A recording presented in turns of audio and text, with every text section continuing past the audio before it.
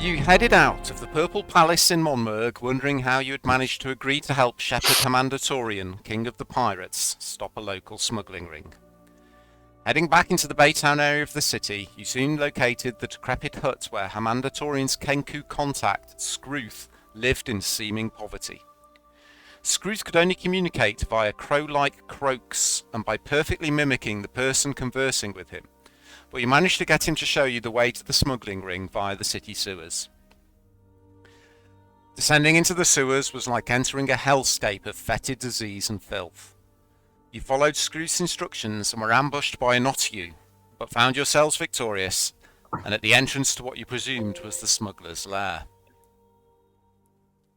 It turned out to be one of the lowest levels of the jails of the Monmurg garrison, and it was the prison guards, led by Captain Alston. You fought your way inside and defeated the smugglers. You found several bales of stolen silks and letters suggesting some kind of alliance between the Cult of the Kraken and the Scarlet Brotherhood. Still, you were victorious and made your way out of the jail by means of a secret smuggling route and a small boat, and headed back to tell the shepherd of your success. So, it's early evening. You're back in the Purple Palace of Shepherd Hamandatorian. He's leaning back, 1 foot on the back of the sofa, a bottle of rum in one hand, his pet capuchin chittering away on his shoulder. Thank you for your help, me mateys. As agreed, I'll pass word out to the fleets of the Sea Princes and we'll find this Black Armada for you. I'm sure the Empire will be well pleased if we can offer any assistance in return. Until this threat is over, I assume that it will be honored. You're a trusting sort, you are, Commander. I wouldn't believe everything the Empire told me. Fault intimately. But it's the bad option. We've got to pick a side. You know, with an apocalypse coming. He considers. You're a handy crew and no mistake. If you ever decide to leave the employ of the Empire and take up the life of a swashbuckler, I always have need of a good crew. If you ever fancy flying the red sails, you come and talk to me. Indeed. Can I start tomorrow? Currently, we're buccaneers. Our ship is the Smokestreak. Keep an eye out for us. I'm sure we'll be back. It's been a pleasure, Purple Prince. I'll pass the word out to the fleets, not to attack the Smokestreak should it be sighted. But if you're flying blue flags, I can't be held responsible for what my captains might do to you. Bam head. Reassuring. We live our life a quarter mile at a time. So for their sake, Fair winds to you, shipmates. aye, Captain. He waves his bottle at you as you turn to leave. Okay. There's a few other pirates hanging around. They've cleaned up the place since the fight here. And they're kind of eyeing you suspiciously, but the fact that the shepherd has given you free passage through the city means they just snarl and sneer at you, but don't do anything. Get going, child. I guess we get back to our ship. Cleaned up. message back to the Empire. Yeah. How are we doing on time frame regarding me needing to be? Yeah, we've got to get across to his thingy. What's that? So it's late evening on the 15th of good month. Celine has just come into new moon, and she will be in new moon for the next 3 days. So How many days does it give us till the meet? I can't remember. well, I think the message you had said at the next full moon, wasn't it? So it's sort of now, over the next few days, you need to be there. I guess we get back to the ship, we get rested, and then in the morning we set off using your magical scroll of teleportation. And we head over there. What do you think? Tomorrow now. Let's go rest tonight. And then we'll go. Okay. And then we'll head off in the morning.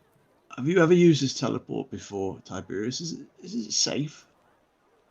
Yeah, I would imagine I have, because if you think about it, once a year you have to go out.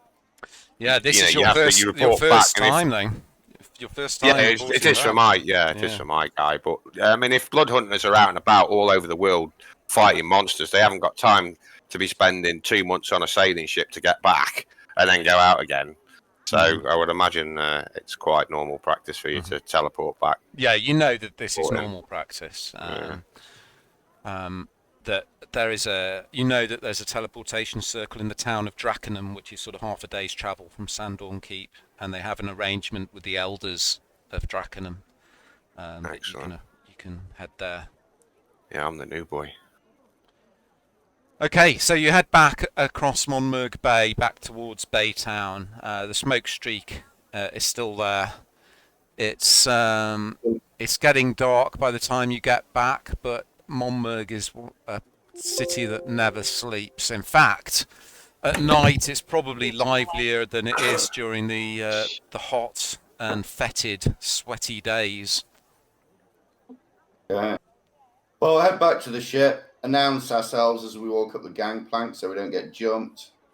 Yeah, the crew are looking slightly on edge as you get back. A little bit. No, they've been here for sort of 24 hours now, and they're still not feeling completely comfortable being in the middle of the home of the biggest pirate fleet in the Azure Sea. Okay, get what's his name? Melor. Aldred. Maldred, is it?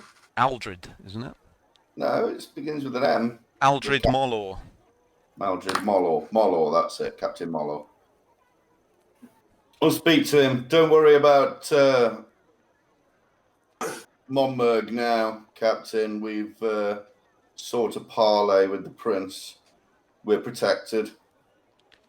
Oh, that's very good, Commander, but I still feel better when we're in open waters.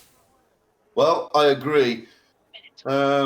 Perhaps we should set sail tomorrow, but we're going to be leaving you, and I'll explain to him what we're doing with the. Is there, well, if you're away for a while, sir, is there anywhere you would like us to head? Any port you'd wish us to set out for?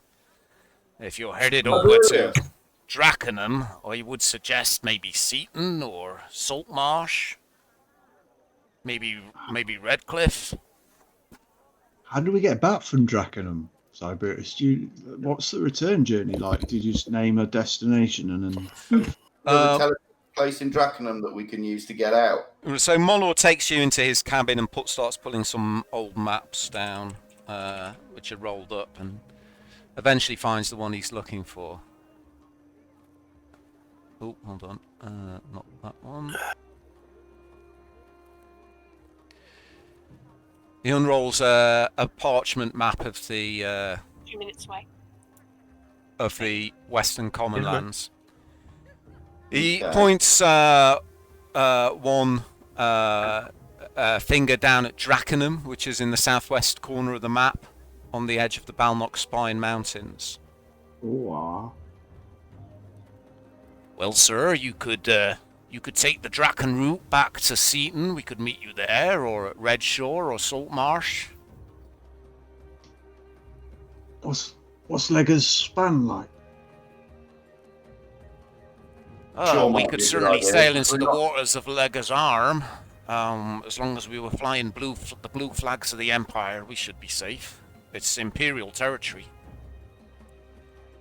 Yeah, and we're official buccaneers of the Empire, so It'll I think probably we'll take be you a all couple right. of days to travel down the Draken Swift or the Draken route to reach us.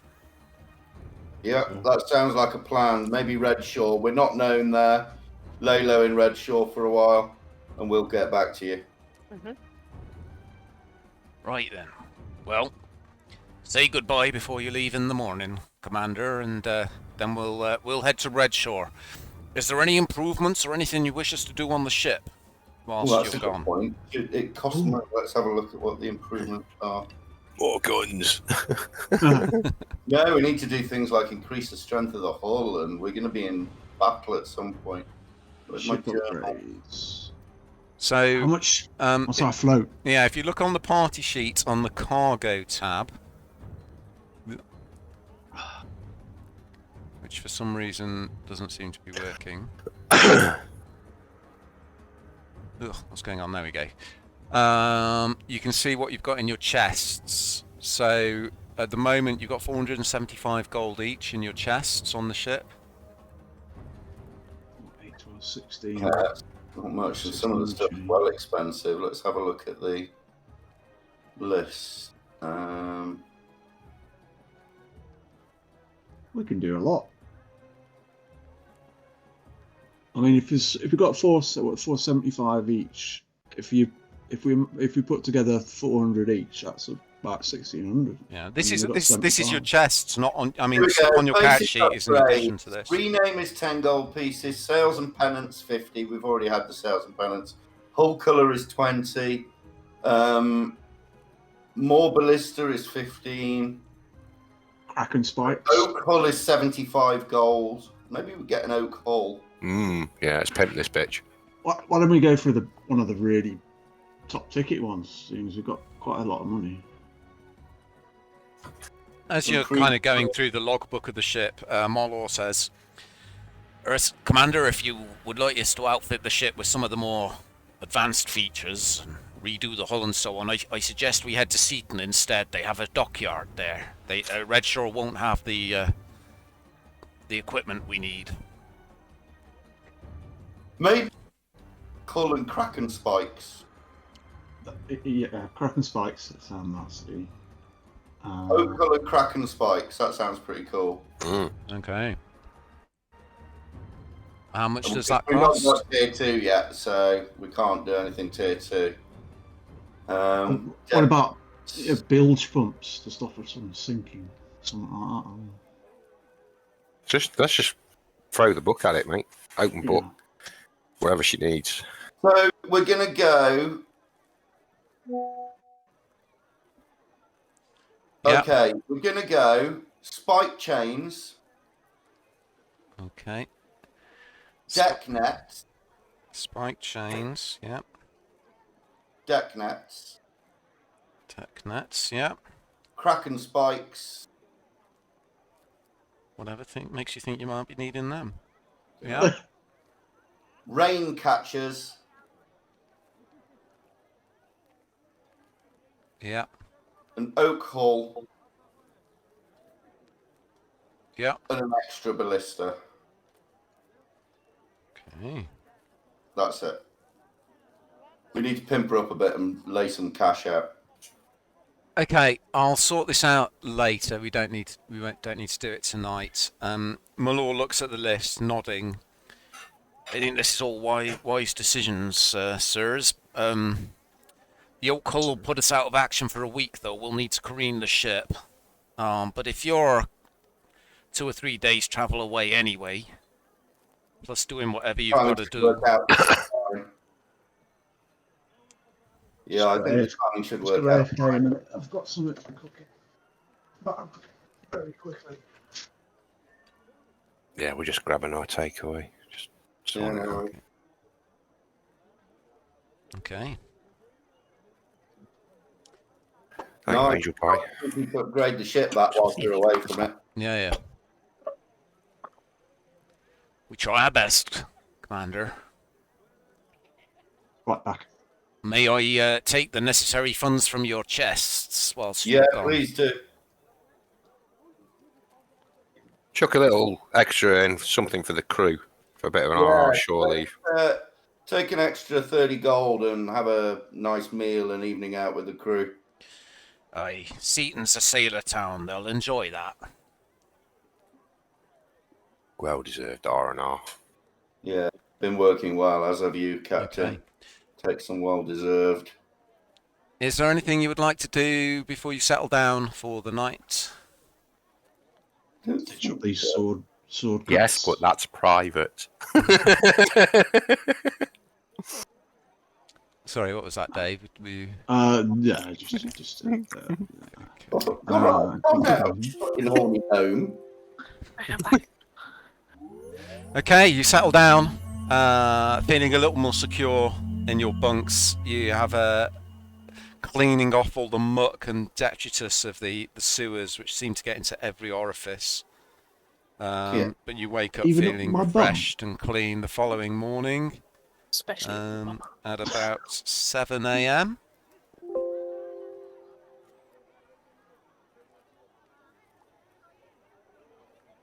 Okay. Up on deck early, do some calisthenics, stretching, take in the sea air. do some yoga. Tai Chi. Rodri's getting match fit for summer. He wants to show off to these blood hunters. We're probably not going to be allowed in. We're going to have to wait outside at Drakenman. It's all right. It's only for blood hunters. Unless they have a guest thing, but I would have thought there'll be secret meetings that we're not allowed in. Either way. You're practically blood hunters yourselves. If they're as fearsome as Tiberius, it might be a little bit probably better if we stay out of an entire hall full of them. Nonsense, you are my friends. You are welcome in the keep. You know that much of what Rodri has just said that is true, Tiberius. The blood hunters have a fearsome reputation as being mercenary killers, very highly skilled, many of them fearsome in appearance, but you know that they are like a family, and if you vouch for your friends, they will be welcomed in. Yeah, it's like a clubhouse. It's a chapter. Sure, they're completely fucking terrifying until you throw a stick and then they all run off.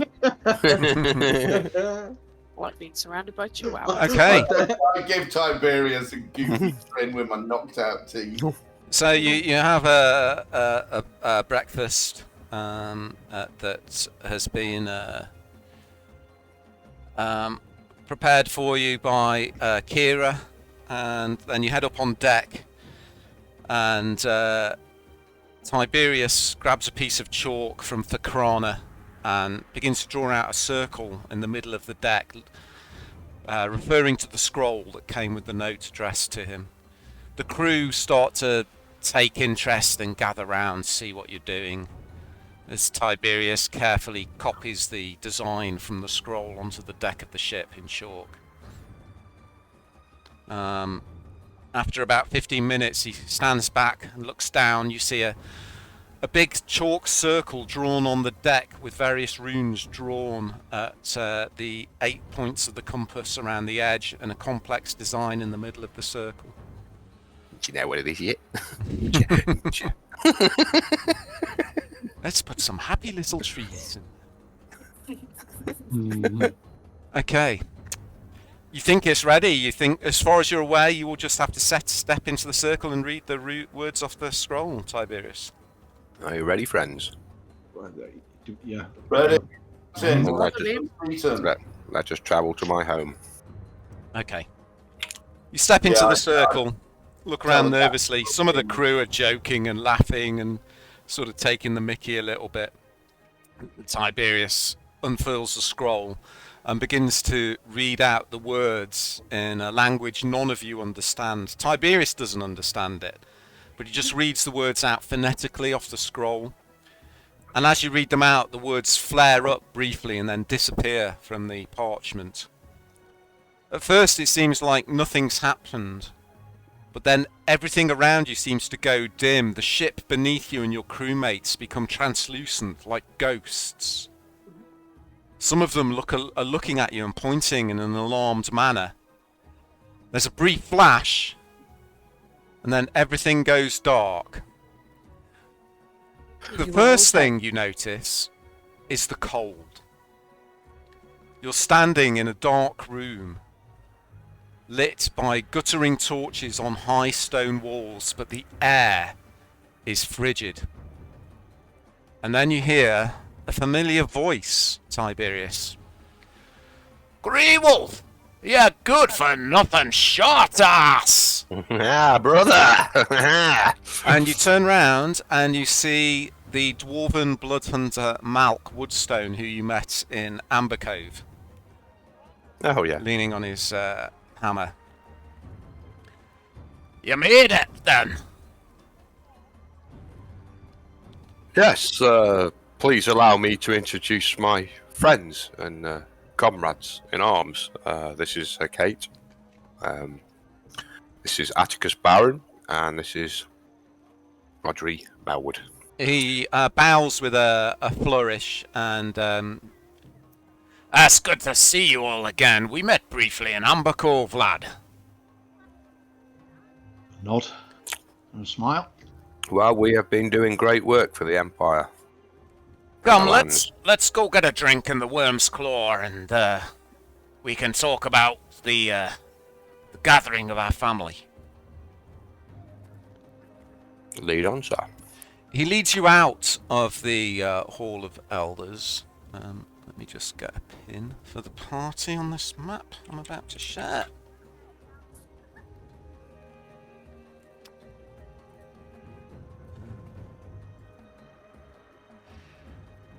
Oops. There we go.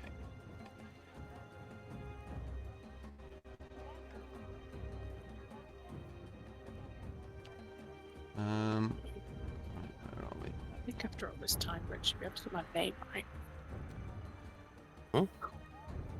Perched precariously amongst the lower slopes of the eastern peaks sits a huge stone fortress town, constructed of huge grey blocks that must have been placed by giants. Flurries of snow fill the chill air as you look upon the town of Drakenham. Tiberius tells you that it was originally constructed by a clan of dwarves in the distant past, but as well as Moradin's folk, it's had over the years been home to humans, goblins, and spent long periods of abandonment. Over the last 50 years, it's been settled by a clan of Dragonborn, of metallic dragon lineage. Always known as an outcast, the clan found a place of safety and sanctuary where they could keep to themselves and also be close to the homelands of several metallic dragons. The cliffs against which the village is built is so sheer and smooth that no wall needs to be built on the side of the mountain where Drakenham sits. The castle's without adornment, only crenellations and arrow slits breaking its solid face of stone. And inside the walls of the town, the buildings are of the same grey stone blocks, and they house animals or used for smithwork, candle making, training, brewing beer, and the like.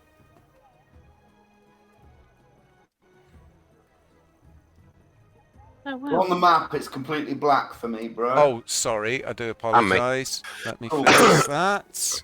Oh, it's like Lord of the Rings.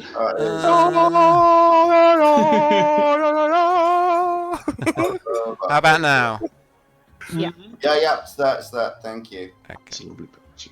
It's a lovely picture. So, Tiberius, I'll tell you what you know. This is the town of Drakenham. You actually lived here for a little while on your way to find the Bloodhunters originally. You know that Sandorn Keep, where the Bloodhunters reside, is about half a day's travel from this town.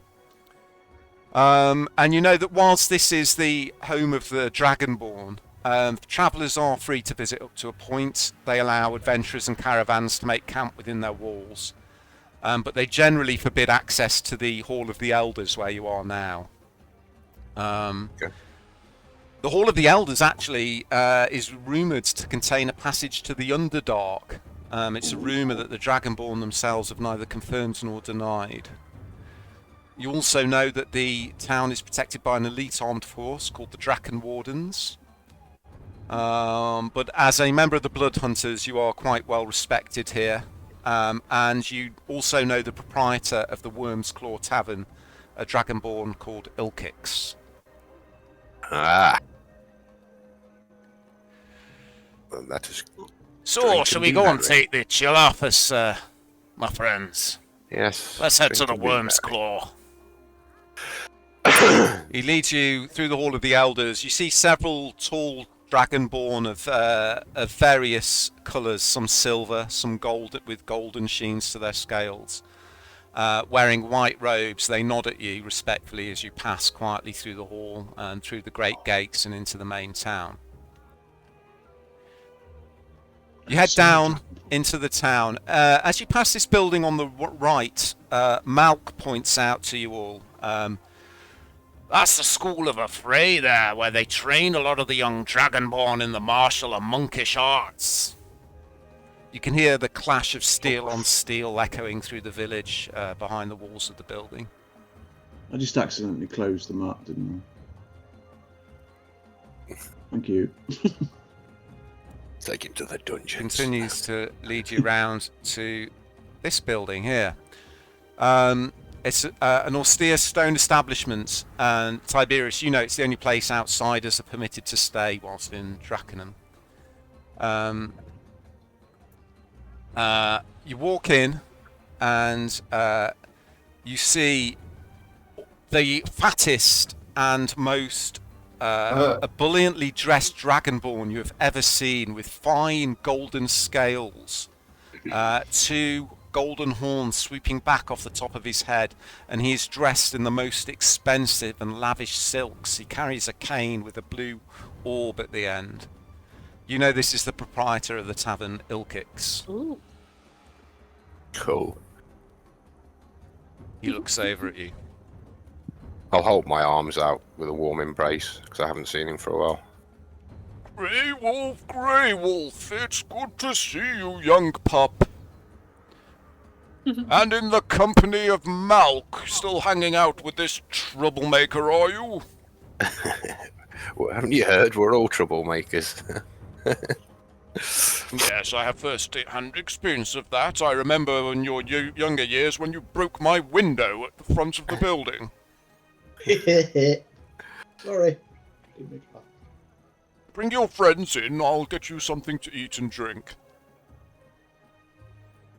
Malk has already gone to sit down at a large round table near the window.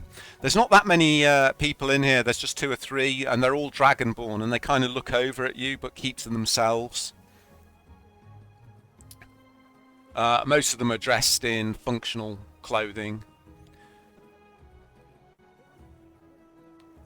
So, you, I presume you got the letter then, Tiberius?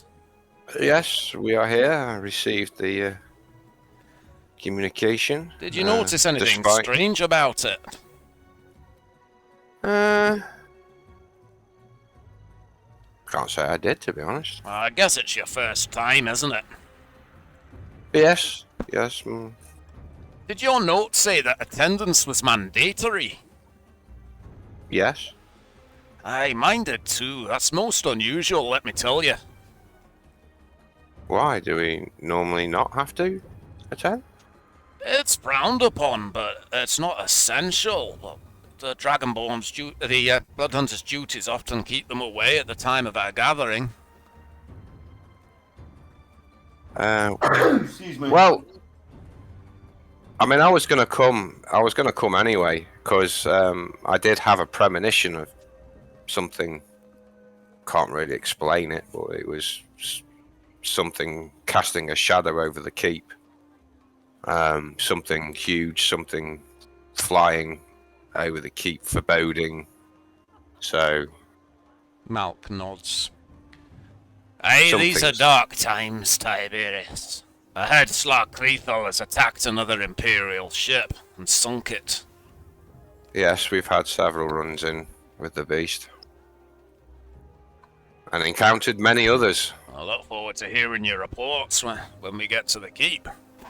Yes, I've made extensive notes on the creatures we have encountered. Yeah. Some not of this world. You then spend a bit of time catching up with him. He tells you he spent the last month or so in the fringes of the Fearwood Weald. He'd taken on a contract to hunt a giant bear. It was a huge beast, as big as a house, and rabid to boot. He said during his contract, whilst he was working the contract to hunt the bear, he'd heard that something was dark stories that something was brewing in the depths of the Great Green Forest. Word of some kind of rising power, and he'd heard a phrase uttered on more than one occasion. Something called the Green Hand. Sorry. Green Hand. Have we heard that before? Yeah. Oh, yes. You definitely have. Yes. Hecate has been told to look out for the Green Hand. The Green Hand were involved in the... We had a scrap, didn't we? Yeah, you had a scrap against some cultists. They were involved in the plot to become immortal, which led to the separation of elven souls, which led to the Great Schism of the Elves. Guy vibes. Yeah, these premonitions are no coincidence to all the unhandedness that's going on in the world at the moment. So you spend an hour or so taking a bite to eat, having a proper breakfast. It's still early morning by the time you finish. So, when you're ready, I guess we can head out to Sandorn Keep. I hope you brought your woolly undies with you. It's gonna be cold on the mountains. Is it always this cold here? Sorry. Oh no. In the winter, it's absolutely freezing. Okay.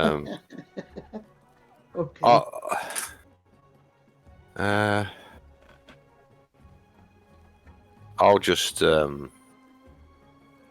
look at him and laugh, and then I'm just going to turn into my wolf form, woolly undies.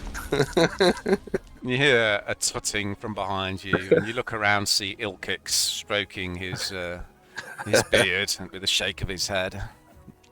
Oh, my portrait didn't change. No, I've changed that, mate, because it kept coming up with errors until I can get it fixed. Yeah, I'm It's still getting put the all the errors. effects on you, though. Yeah, I'm still getting the errors. Oh. It's no matter. Okay, so Malk tells you it's going to take probably half a day, maybe a bit longer to get to Sandorn Keep from where you are. You have to head out along the Spine Road.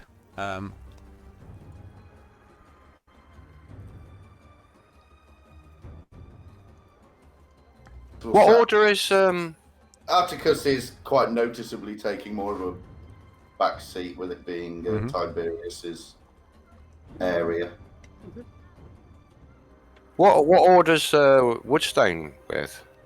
What's his Malk, he is. I'll tell you in a second. He's the Order of the Mutant. Order of the Mutants? So they're casters, aren't they? Yeah, they use mutagens, which they drink, little potions that they drink and brew from the essence of beasts that they've slain. You know that Malk actually has a favourite mutagen, which is the mutagen of potency. And you know when he drinks it, his eyes glow yellow and his form kind of bulks and bulges underneath his armour. Drinking a crate of Monster.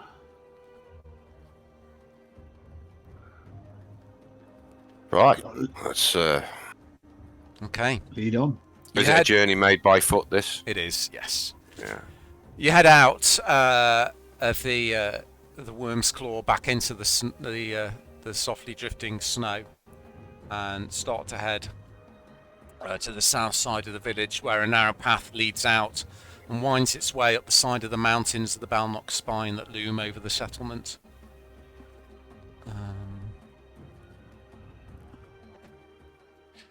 And you head out of the town. The narrow path passes several mines along the way, though most of them have long since been abandoned. This town's where I was raised, and then I was given to the Bloodhunter chapter by the Draconians. They raised me.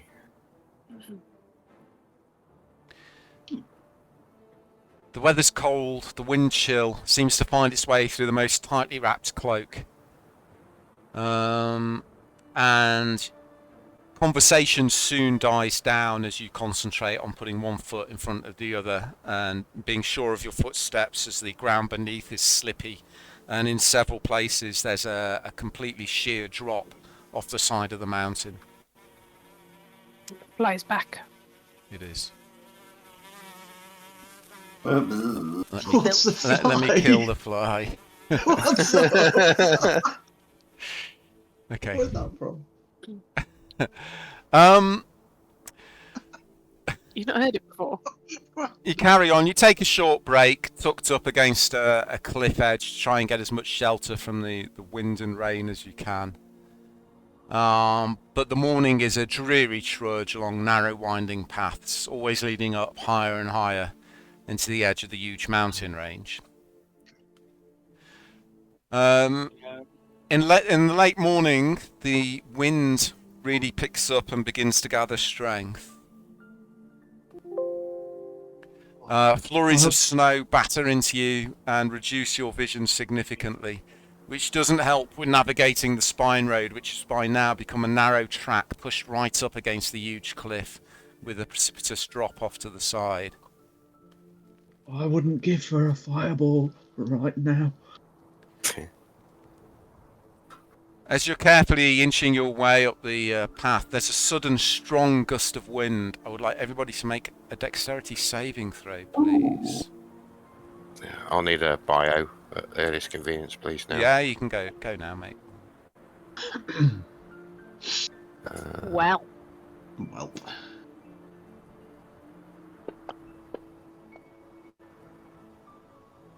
I was too into trying to find a pen. I can't even remember what you said about the green. I'll have to go back and listen to that. I'll be back. Okay, so there's this. You're travelling across along this narrow path, pushed right up against a huge cliff with a precipitous drop on one side. The wind suddenly picks up, and in a sudden gust, almost seems to pick Hecate and Malk up onto their toes, and almost seems to suck them towards the edge. They're teetering on the edge, about to fall. Anyone who wants to can try and grab them before they fall. Yeah. Okay. Or they Hell can yeah. take an action themselves if they can think of something to do. I will cast living objects On the mountain. on something. I want to grab, just grab the nearest person who looks like they're about to. Okay, slip over. Malk's nearest to you, Rodri. Right, instinctively, just grab. Okay, make a dexterity check for me.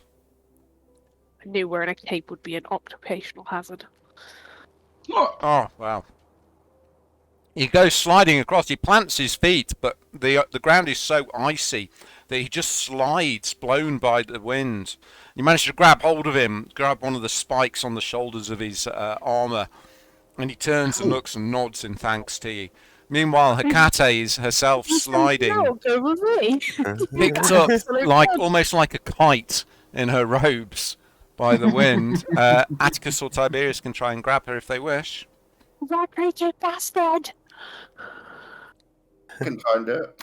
I was gonna say fucking don't all jump at once. Oh, I was going to give your boyfriend the opportunity to do the decent thing, but I'll step in. No, I'm just going to turn around and laugh at Malcolm and tell him he's getting sloppy in his old age. No, What do I need to do, Neil? Make a dexterity check. Tiberius has got shit for brains. He's not gonna help me. I'll kick her wow, off the mountain, good, mate. using all the good rolls up there. So Kat is almost picked up as her robes billow in the sudden gust of wind. But Atticus reacts really quickly and just, without even looking, his arm shoots out and grabs hold of your upper arm, Kat, and pulls you back from the edge. As he does that, there's a clattering noise heard above the wind as a crossbow bolt bounces off the icy surface. Ambush! And you hear shouting. I would like everybody to roll initiative, please. The underhanded colts. White dragons. Oh, Ooh, I've got an Yeah. extra +1 to my initiative now. which is just as well when I roll that. Oh, I need to roll initiative.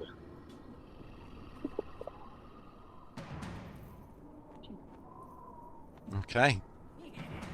Cat, you see the crossbow bolt fly up, and looking up through the winds and the flurries of snow, you see several figures just on the other side of a crack in the path in front of you.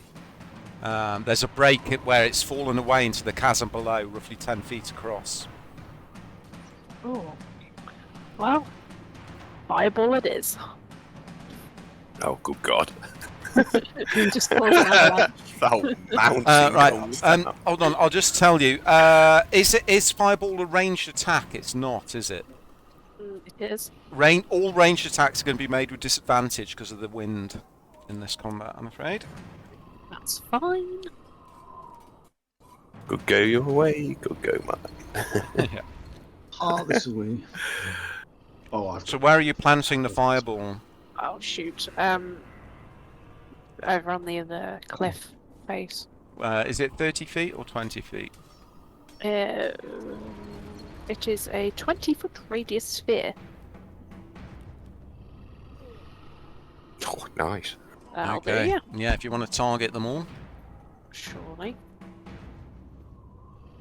And they call me And what's Shirley. the range on what's the range on fireball, by the way? Just quick. It's 150 Oh yeah, feet. easy. He's Oh busy. well, I did ask for a fireball. Give her a D4. Go on. Dead, dead. Oh, All dead. Everyone's dead. anyone. Damn. Oh, 50-50. Wow. Okay. well, Yeah, roll that damage.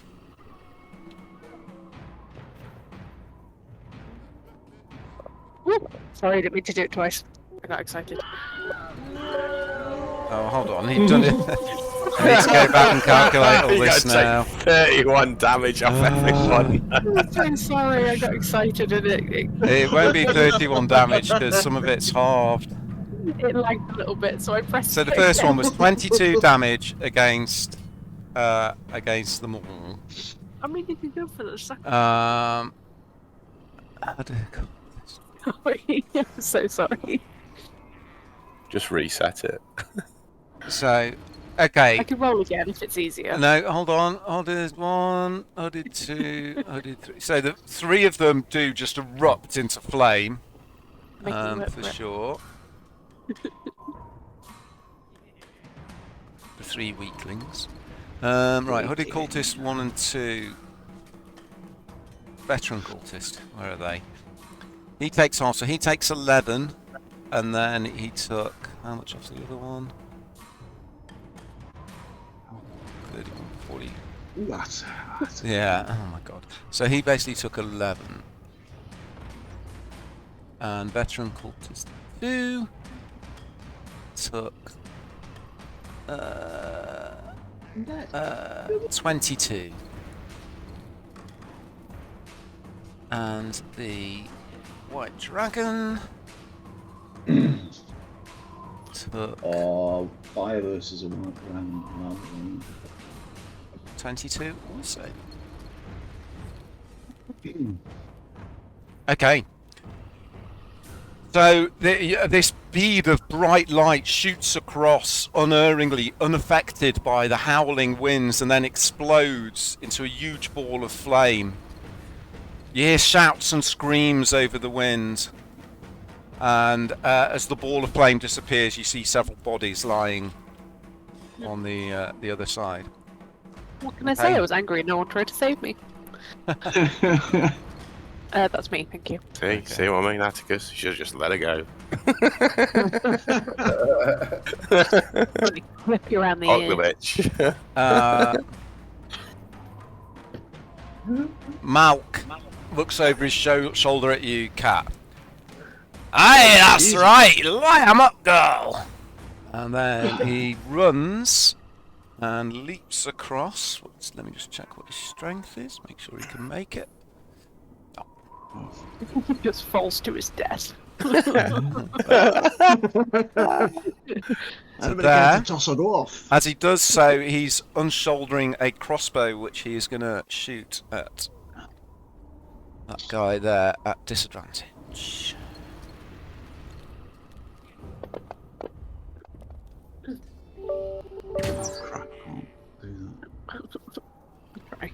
The wind just takes the bolt and it disappears over the edge of the mountain, tumbling. Okay. Even though the wind's going the other way. Not now, it's not. Okay. What? That's gonna kill. Use your hammer. Fly 60 feet. 2, 3. Just imagine a dragon 5. like flying in a zigzag. I'm sorry, I need to shift. I like the new blood effect that's on the map. That wasn't there before. No, that stays behind when you kill people. I like it. Forever, forever. It's the Blood and Gore DLC. Doesn't quite get Atticus. Oh, Oh, let me take the. oh, that's a shame. I think we should all share.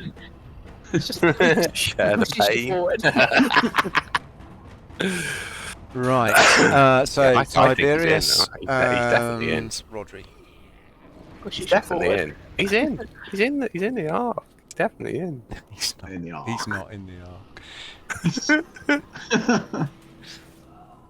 This thing suddenly comes screeching through the howling, gusting wind. You see it at the last minute. It's more gapes wide, and an icy blast issues out.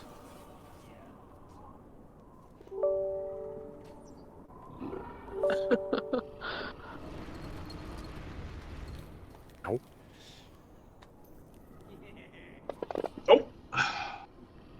it's a good roll as well. It's only 14. Okay, you're hit by this blast of icy air, which has like hail inside it. It batters into you. Can we get a dexterity saving throw to avoid that? You did get a save. For some reason, it rolled it for you. You rolled a 6. It was Constitution saving, sorry, not a Dex. Oh, okay. Right, Rodri, you're up. Okay. I'm going to hold my staff and point it at this crazy creature. Get back and cast fear at it. Okay. Get targeted. Yeah.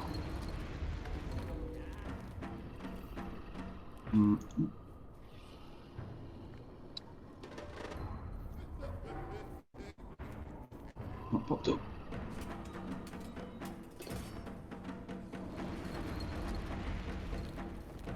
Has that popped up? Nope. Let's try the attack now. That popped up. Nope. I've got it targeted, haven't I? You have got it targeted. Oh no. Oh, there we go. Now it's popped up. Bit of lag, obviously. Oh no! Okay. It beats its wings back, hovering in the air, screeches angrily at you, and then begins to turn. Creature must take the dash action and move away from you by the safest available route on each of its turns unless there's nowhere to move.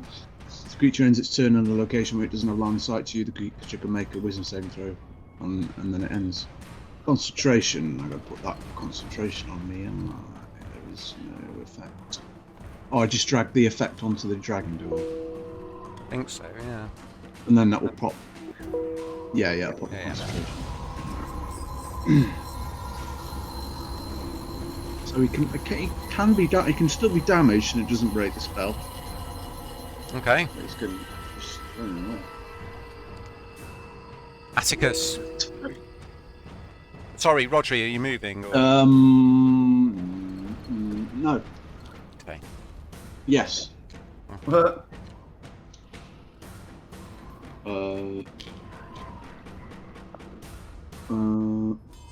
move a little bit forward. Okay, as you move across the rock, I would like you to make a dexterity saving You throw, were please. waiting for that. Huh. Okay, you feel the wind pulling at you as you stagger across. Whoa. But you manage to Slippy. grab hold of the rock next to you. Hold on. Okay. If you're done, it's Atticus.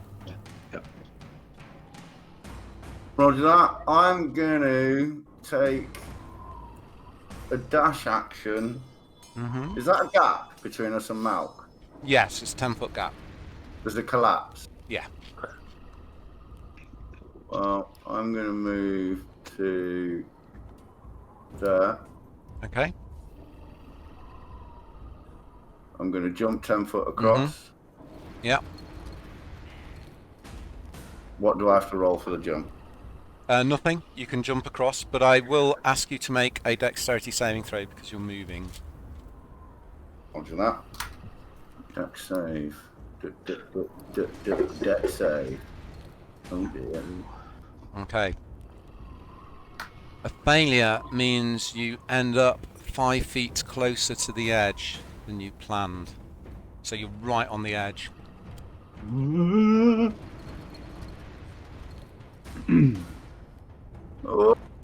Oh, my arm out to Malk.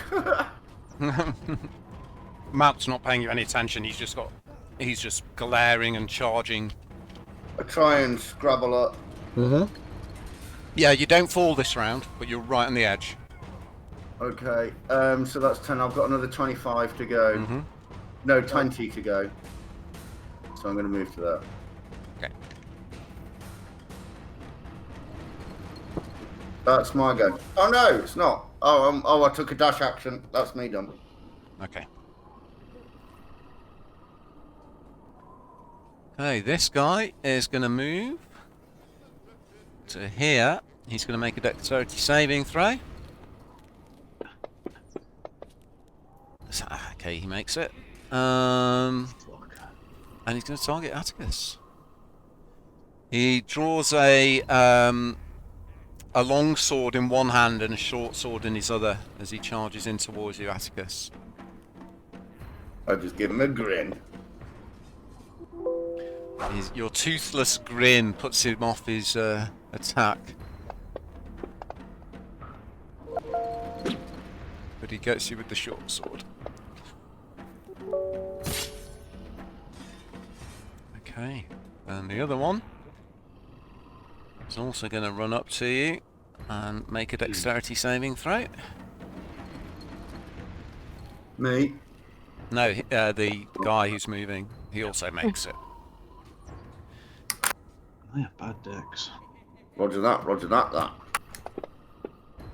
Stop rolling dice. Stop rolling dice! Mother. Yeah, give me a break. Stop rolling dice! Okay. These two guys are now fully engaged with you and are beating on you.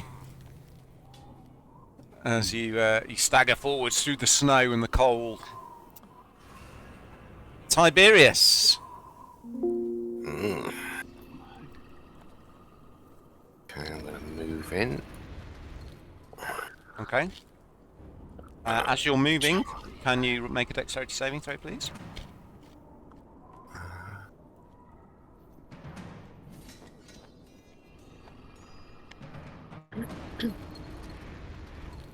Okay, yeah. Nice. Easy. Plus 9. Okay. Oh my god. I am going to... You don't want to fail when you're standing on the edge. Okay, I am going to...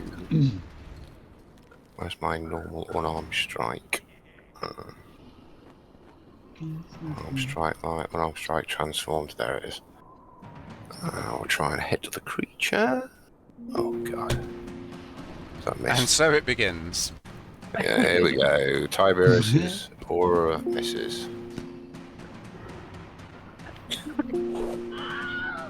Right. Hit the wind Well, it helps, but doesn't- What was that then? That's enough, yeah. Can you tell me what the creature's movement is, please, Neil? The dead creatures. Yes. It can fly 60, swim 30, or burrow 30. Does it have a ranged attack? Yes, it does. Excellent. Okay, I am going to use my ability before it falls off the clip. I will animate my hands and use Blood Curse of the Fallen Puppet. If a creature's hit points okay, is reduced to sorry. 0. I like the idea a lot. Just to let you know, its range attack is its cold breath, which only recharges on a roll of a 5 or 6 each round. So Okay, it may so that not won't- happen. yeah. Sorry, I didn't realise what you were going to Okay. do. Nice idea. Okay, that's I moved 20. Mm-hmm. So I will then move another 10, and I can't leap, can I? Is it within my movement? Yeah, Does you the can, leap have but to be as within long my as movement? it has to be within your movement. But you can leap. Because I can leap 28 feet. Yeah. So you can. The total that you can move is 35 feet. You can't move further than that unless you take a dash Okay, action. so I've already moved 20, haven't I? So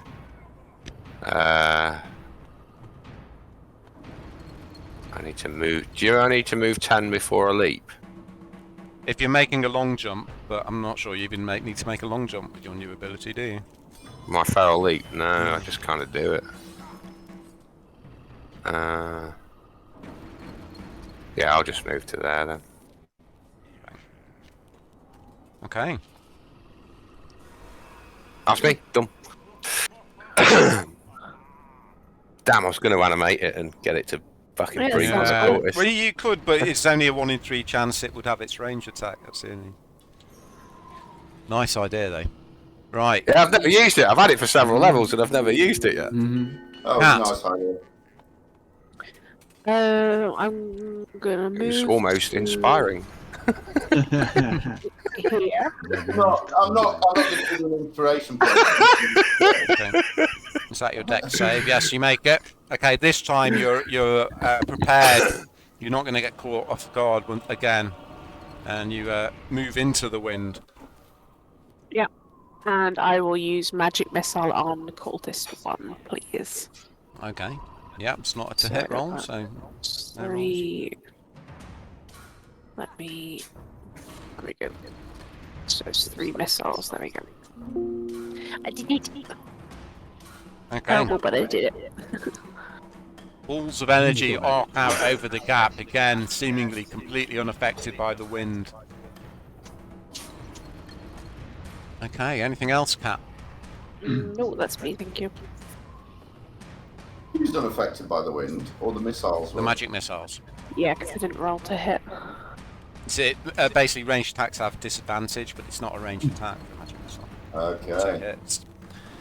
Oh, Malk man. charges forwards, standing alongside you. He looks up at you, Atticus, gives you a big grin. His eyes begin to glow yellow. Nice to meet you properly at last, laddie. Yeah, fighting. Just keep the small talk to a minimum. Aye, you're a buzzkill, are you?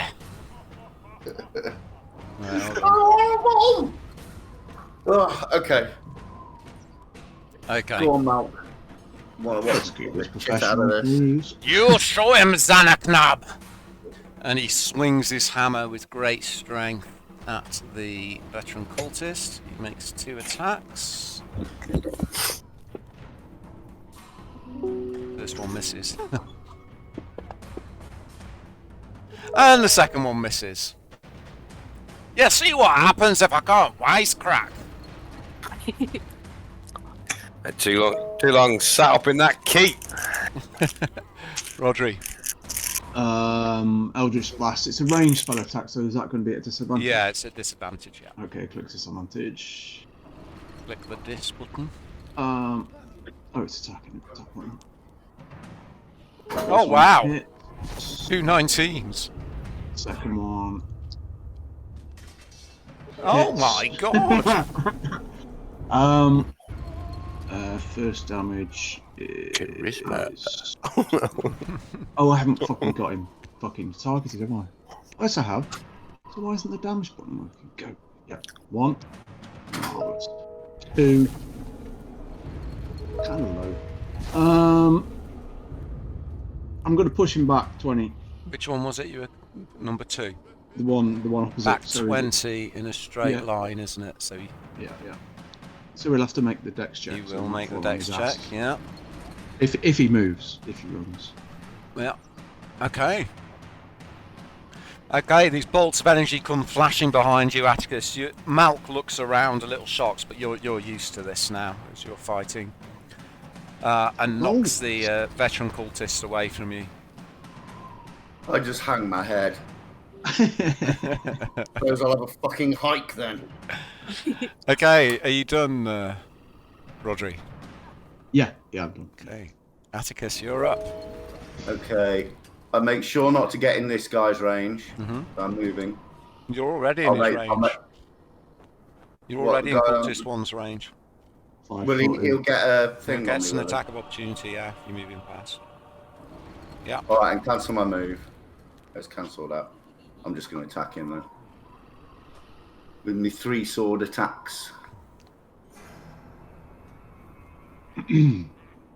What do you think you're doing? Get your own dress-wearing Nancy to fight. I had one. Suddenly disappeared.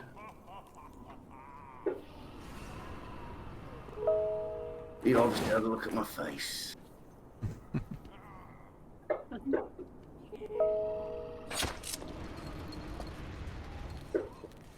It's a miss. Not bad, I have to say. You overreached a little with the second shot, though, son. Shut that fuck. Okay. Because I know you can attack, move, attack. So I'm just going to look at him. I'm not going to say anything, and I'm just going to walk off. So over to this one. Okay, That's he it, gets an right. attack of the veteran Yeah, cultist one yeah. gets an attack of opportunity on you.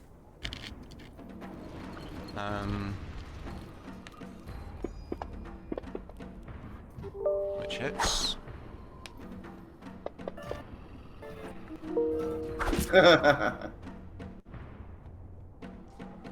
Bloody long legs. Are you done, Atticus? Yeah, I'm done. Sorry, mate. Seriously. Alright. Thank you. Right. Veteran cultist one is he's targeting Malk now.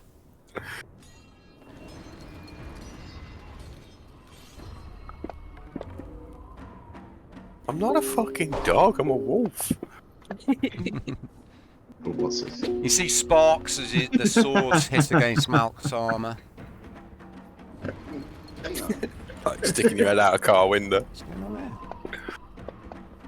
Yeah, oh yeah, that's right. There's no gifts for Wolfid Wind. And this one attacked you as you walk up, Atticus.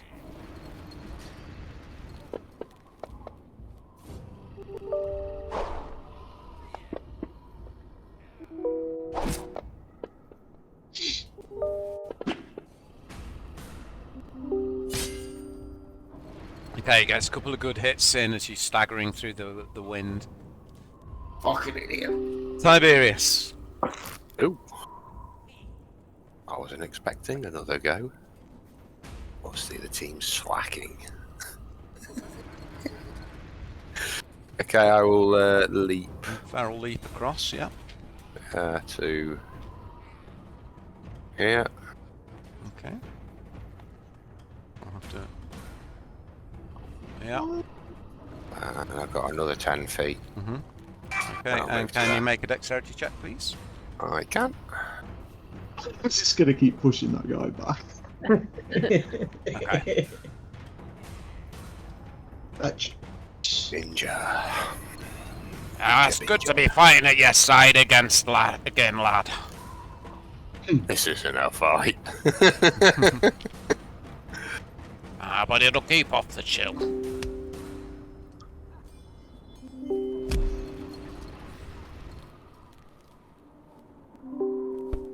Come on, free on. Here we go. Oh my. Yes. God, he's fucking hard. Veteran. I am done. Malk looks over at you. One ale too yet. Too many down back at Ilkix's place, eh? Cat, you're up. Right. Still on Cultist 1. I'm not going to move. I will just cast. Sorry, Chill Touch Okay. at disadvantage because it is ranged. Mm-hmm. Did that work? No. You, Let me press it again. I've got a small. It doesn't. Well. Okay. You manifest Yeah, but the hand. You can only barely make it out through the gusts of wind, and then suddenly it just disappears. It's blown away and torn to pieces. Look at that bonus though now because you've got your extra charisma. Yeah. Can I jump over? I haven't moved can, yet. yeah, do I yeah. have to cast anything? Sorry, do I have to roll anything to jump? Or... You will have to make a dexterity check because of the wind. Okay. You can jump across the gap, though. No, it's part of your normal.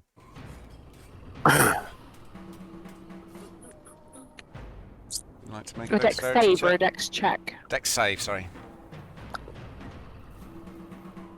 Ooh. Yeah, now. That's a 5 foot. What's your next character going to be? With advantage as well. You're right on the edge there. Okay. And that's where I'm going to stay. Let me show you how it's done.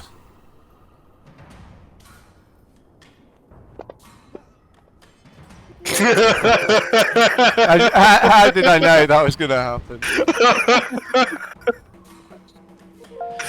Finally! As his hammer connects, the head of the hammer bursts into flame. There you go, lad! Softened him up for you. The cultist screams and sinks to the ground, his clothes catching fire. He's then gonna run forwards. He leaps over the flaming corpse to that. Rodri. I will cast Sacred Flame and bring down the burning fire of the heavens upon this ungodly creature. What's the range on that? Oh god, yeah, it's 16. I keep thinking, oh my, I'm gonna have to move. I mean, you can move and cast it. Yeah. Well, I was gonna say strength.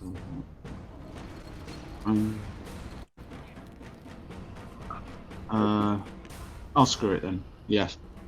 The range. I'll just do Eldritch Blast again instead. Okay. It's going to be disadvantage. Couple of disadvantage. I don't think it's going to be as good as the last time. Definitely not.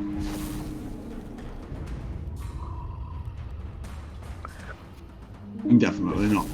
No, the wind catches your bolts, flies them You off into just- the distance. It's got a bit of dust in my eye. Half a mile away, some unfortunate crow is flying, and this bolt comes crashing into it. I'm gonna try the jump. How does it? Just What's the minimum roll a gold dex one? save to see where you. Where are you trying to end up? You need to tell me. Oh my god. It's not even worth adding a d4 to that. Where are you trying to end up? What's the minute you got to move? Was it 10 foot before the leap? Yes. Okay, so What's your strength? It's above 10. Yep. 10, and then the leap is going to be. Oh, the leap is going to be another 20 to there. That was where I was aiming. Okay, clever. Right. So you are blown. You almost go. The wind catches you. You almost go tumbling into Hecate and nearly knock her off the edge of the cliff. Hey, what's where you're going? Okay. Are you done? Sorry, my lady. Yeah, done. Atticus. As you're about to strike this guy, you see Malk run into your peripheral vision. He looks up at you. I ain't saying a word, son. I just attack this guy with my scimitars. Slashing into him.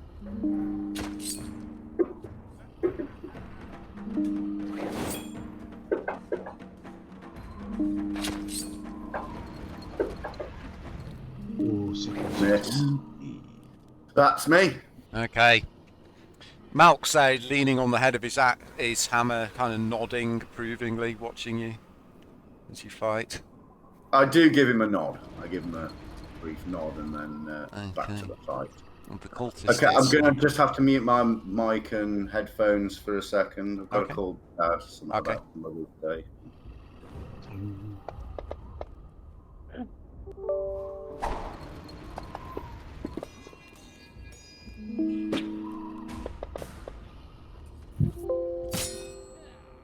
Okay. What did he roll? A 16? He rolled the one that hits. He rolled a 21. I need to know what Atticus's AC is. I think it's about 16, isn't it? Yeah, don't worry about it then. Yes, it is. Yeah, I need a good roll to take that down. Tiberius, you're up.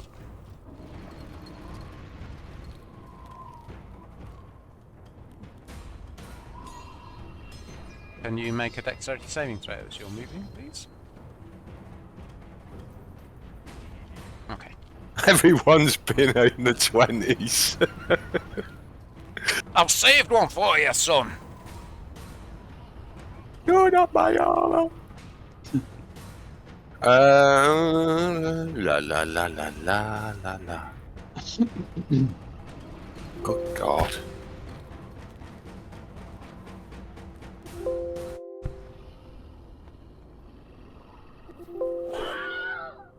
Okay. With your final strike, you ram your claws into the belly of the cultist and rip it open.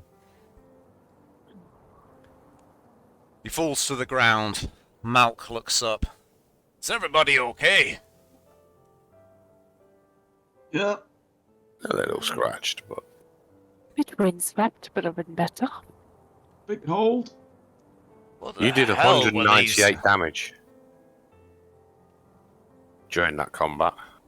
Well, yeah, but that it includes the accidental damage that I rolled. I understand the Oh, yeah. creature of the ice and snow being out here, but what were these people doing here? I don't know. They you weren't seen them here by before? chance, though. Have you seen these types before? He shakes his head.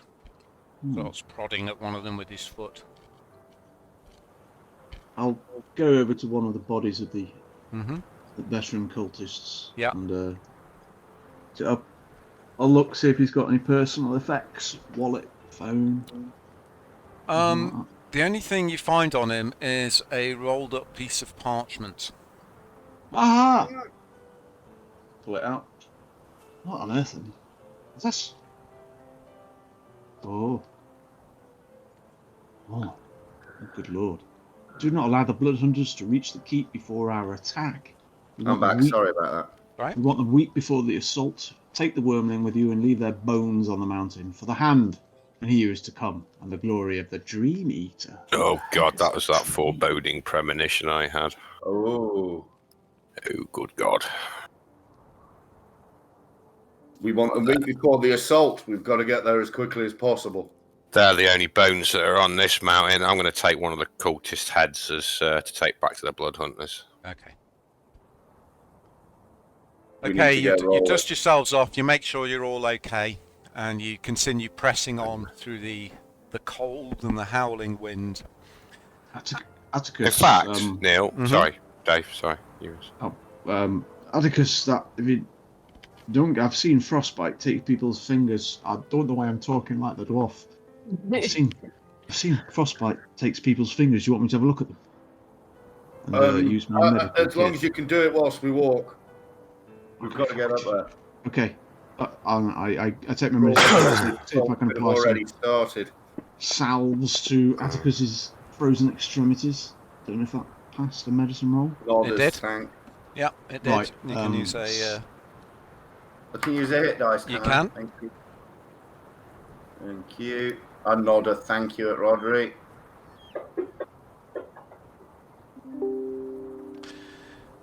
Okay. I mean, I'm going to take all of their heads, including the beast, and when I get back to the keep, I'm going to mount them on the spears on the battlements. Okay, I mean, But when you're they- pretty close to your carry limit already. You'll have to Yeah. Malk will help you drag up Yeah. on the heads along. This will be a nice welcome for the obviously incoming attack that they plan. While Aye, we better Atticus get to the keep and warn Redgrave and the others. while Atticus is watching me apply the salve, I'll just do a cheeky little back to him. 1, 2, 3. Oh wow, thank you. Nice. Nice. Cleric's favourite. You trek on through the howling wind. After a while, it starts to die down. You're unsure of how much time has passed. You take another short break along the way. But finally, you emerge out of the wind above the clouds, and you see it high in the foothills of the towering mountains. On the other side of a wide chasm sits a huge ancient fortress. Oh, let me just kill that fly. Sorry. What is it with the fly? A long, narrow bridge leads across the chasm to tall, solid gates of iron-shod wood, but the way is treacherous due to the winds and gales of snow that are falling.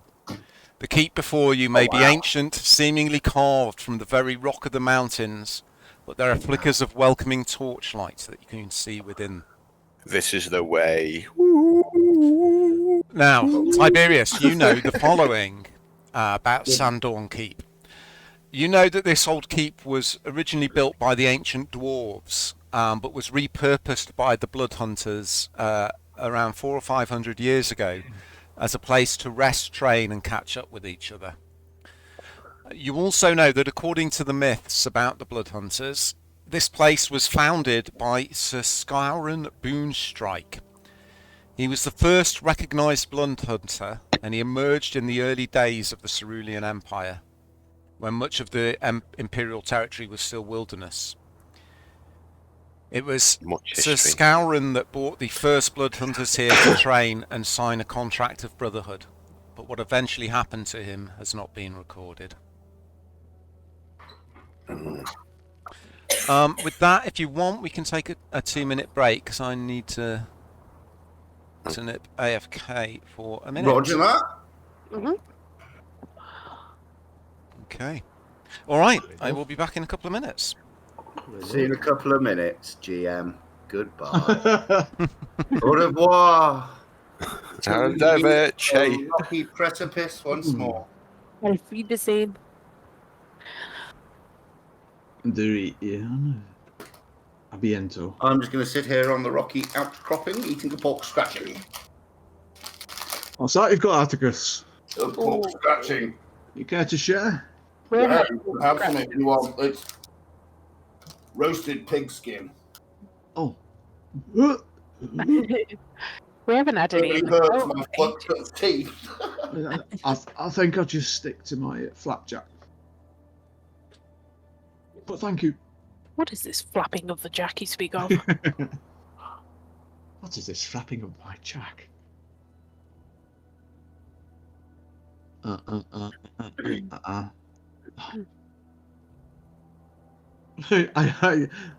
dug out one of my spells, used one of my spell slots, and Tiberius just walks up to it and twats it. Which is very appreciated. The next blood hunter that comes up to Sandorn Keep finds the discarded pork scratchings wrapper. Those will last for hundreds of years. Don't drop them on the mountainside. Oh shit. Everest with all the base camp later. So it's going to be an attack. I'm trying a beer called Purity Pure Ubu. What? Is it nice? It's all right. Wow. Is it It's hoppy? amber ale. It tastes a bit more like an IPA than an amber ale. Mm-hmm. Oh. But, Going to sleep, mate. Done nothing but sleep all day.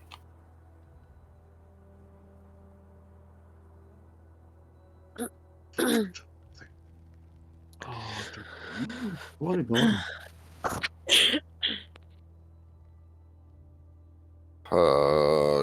Sausages and chips. Close, Oh, I closed that. Has everybody? Have you still got that that note that we found open? I closed it. I've About closed the it too. bollocks. I've got it. Oh, cool. Right, yeah, keep that open. About the hand of the Dream Eater. Dreamweaver. Yes. Ugh, Cool. AFK just set. I think the next foe we will fight will be quite formidable. Fortunately, Good. we will be surrounded by proficient fighters. We need a jolly good test. They are stupid to attack this fort.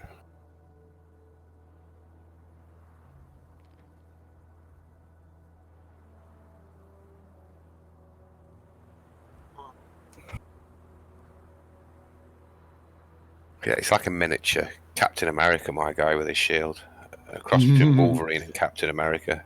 Captain Wolverine.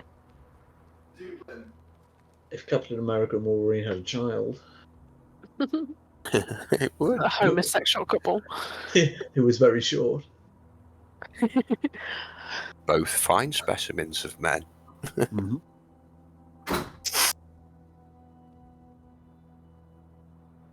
It's like a gay couple adopting, yeah. At home with Wolverine and Captain America.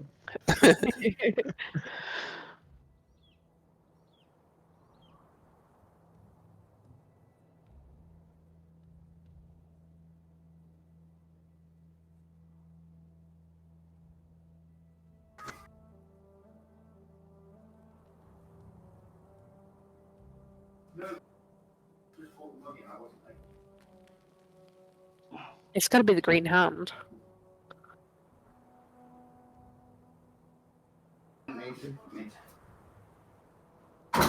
Or What the did- hand. What Or the did hand. Niels? About the Green Hand. Yeah. What did he say about it? I was okay at that point. They're basically an ancient cult of witches. There's an ancient thing called the Tit Marches, and he's got a green hand, or is it fingers? A green thumb, Alan Titchmarsh. Sorry, Becky, carry on. That's okay. Let me just finish writing this down. Alan Titchmarshes. Alan Titchmarsh. Hmm.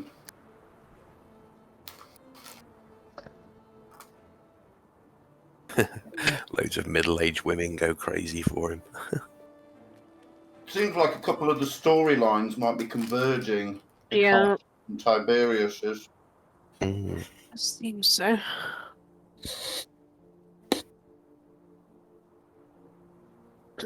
Makes me wonder whether the Green Hand is aligned with the Kraken clan, we'll call them. Maybe.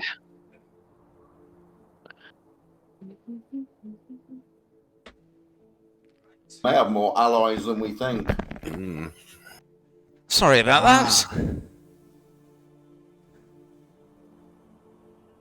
No worries. Welcome back. Okay, is everyone here? Yeah. I do think so. Okay. Malk leads you across the narrow bridge which stretches over a dark chasm to the main entrance of the keep. At this sally port, the main entrance is behind a set of heavy wooden doors which currently stand open. Beyond that, there's a tall stone tunnel leading to a large iron gate that blocks the way into a large courtyard. There's a large bell with a hammer attached by a chain just to the side of the entrance. I'll start mounting the heads on the spikes. Okay. Mal, did you read the parchment? Aye, I did. I'll Double take the it- watch. Take it. You'll know who to take it to then. I will go and see the Red Grave. He walks up, he picks up the hammer and rings the bell with it. It rings with a deep, hollow tone. And a moment later, a tall figure approaches the iron gate from inside the courtyard. The woman has fiery red hair worn in braids and deep almond-coloured skin. Her features are angular, her shoulders broad, and she moves with a silent grace. Tiberius, you know it is Imin Sal, your old friend and fellow blood hunter of the Order of the Lycan. Yeah. Her yellow, wolf-like pupils blink at you. She wears light-studded leather armour, but appears to carry no weapons. Tiberius, my pup, you made it. And Malk, too, you good-for-nothing quaffer. It's good to see you. Hold on right there, I'll go raise the gate. She disappears from view for a moment, and you hear some chains, and with a grinding sound, the iron gate to the courtyard is raised. I think you'll need to be closing them pretty soon. You're the last ones to arrive. Everybody else is here already. Then let us close the main gates. There's I assume there's wooden doors in front. There are, yeah. Yeah, I'll start closing them. Okay. So that when the colours comes down. Okay, you close Attack is the... imminent. We'd best go see Redgrave then. Go. Lead on. You close the gate. She leads you through the courtyard, which Tiberius, you know, is used for practice drills. It has a well in the side. She leads you to up a small flight of stone steps and through a door into the interior of the keep.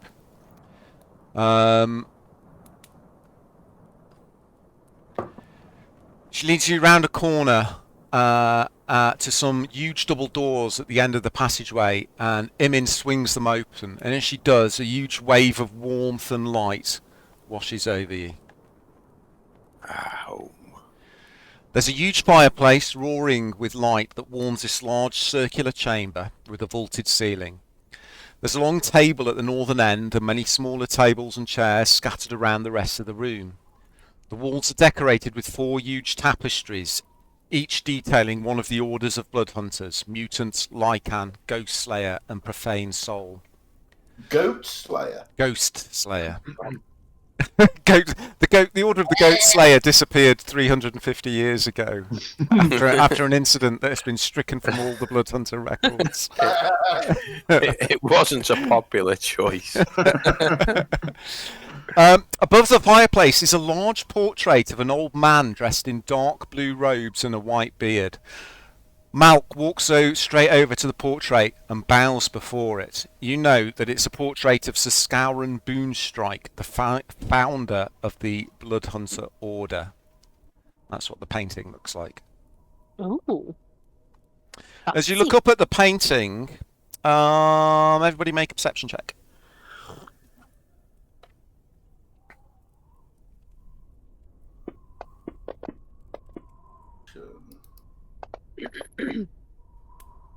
Tiberius.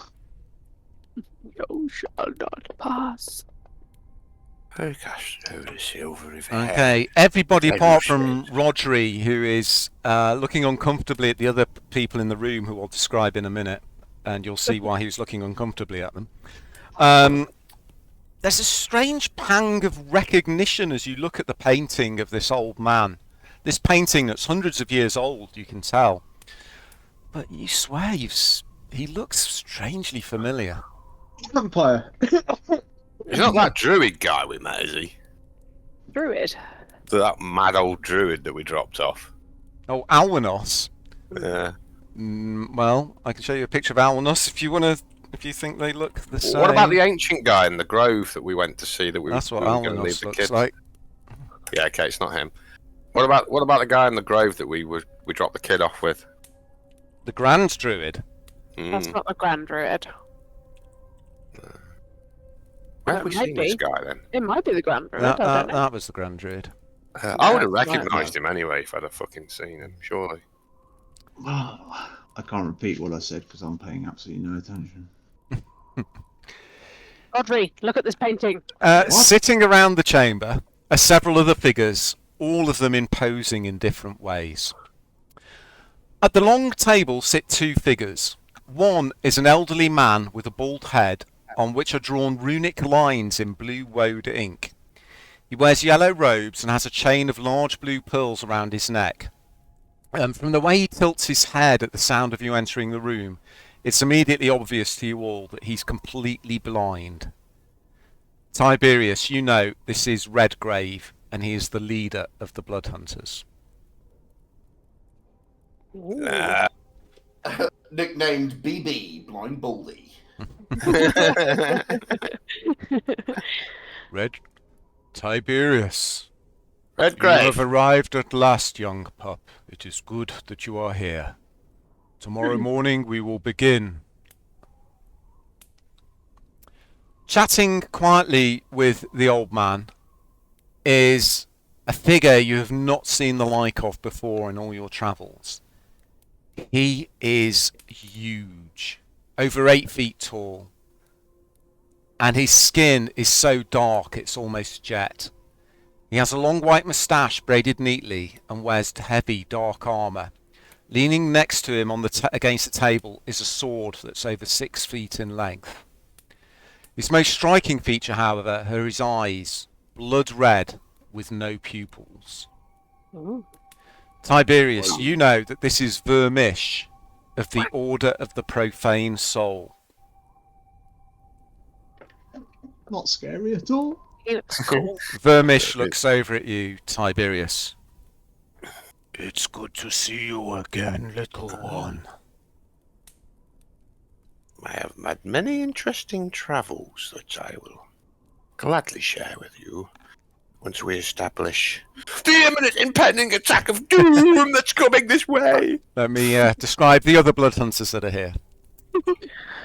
At a table near the doors you've just entered sit two equally unusual characters. The first is, quite frankly, one of the scariest things you have ever seen.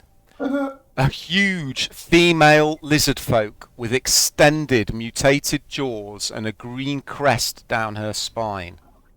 She raises a mug at you and says in a thick accent, Grey Wolf, you're here at last.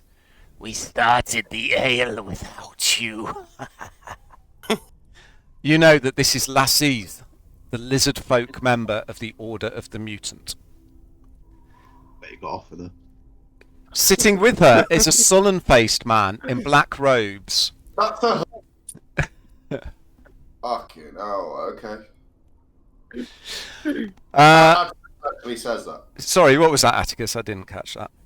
He just goes, that's a her! Fucking hell. Sitting with Lassie's is a sullen-faced man in black robes. From what you can see, his face and arms are covered in a myriad of scars that seem to have no start and no end. He sneers at you all as you enter. You know that this is Egrut, also of the Order of the Mutant. Egbert. Terrible name. He looks normal. And finally, sitting on his own on the far side of the room is a man who just stares at you all. His hair and goatee are long but neatly trimmed and jet black in colour except for pure white streaks along the edge. He wears comfortable and tidy travelling clothes under a dark green cloak. As you step into the room, he turns slightly, appearing to say something to someone standing just over his shoulder, though it's clear in the light of the fireplace that there's no one actually there. Tiberius, you know this last figure is Cullen Bryce of the Order of the Ghost Slayer. Not Goat Slayer. That Redgrave looks like he'd know, so hey. He does, doesn't he? Hmm. And you thought I was a freak. This is an unlikely lot, Tiberius. Redgrave To the tilts table. his head. You come with friends, young pup. Perhaps you would introduce us. Yes, I'll do the formalities. And Okay. Please get my name right. You introduce You introduce Master everyone. Redgrave, Indeed. It is thank you good to for meet you. honouring us and allowing us into your house. Any friend of Grey Wolf is a friend of ours. Please help yourself to drink an ale. We have no servants here. We make do ourselves. Well, thank you. I will, but to be honest, friend's stretching it. Thank you. There's just a I'm gonna very raise- slightest hint of a smile at the corner of his mouth.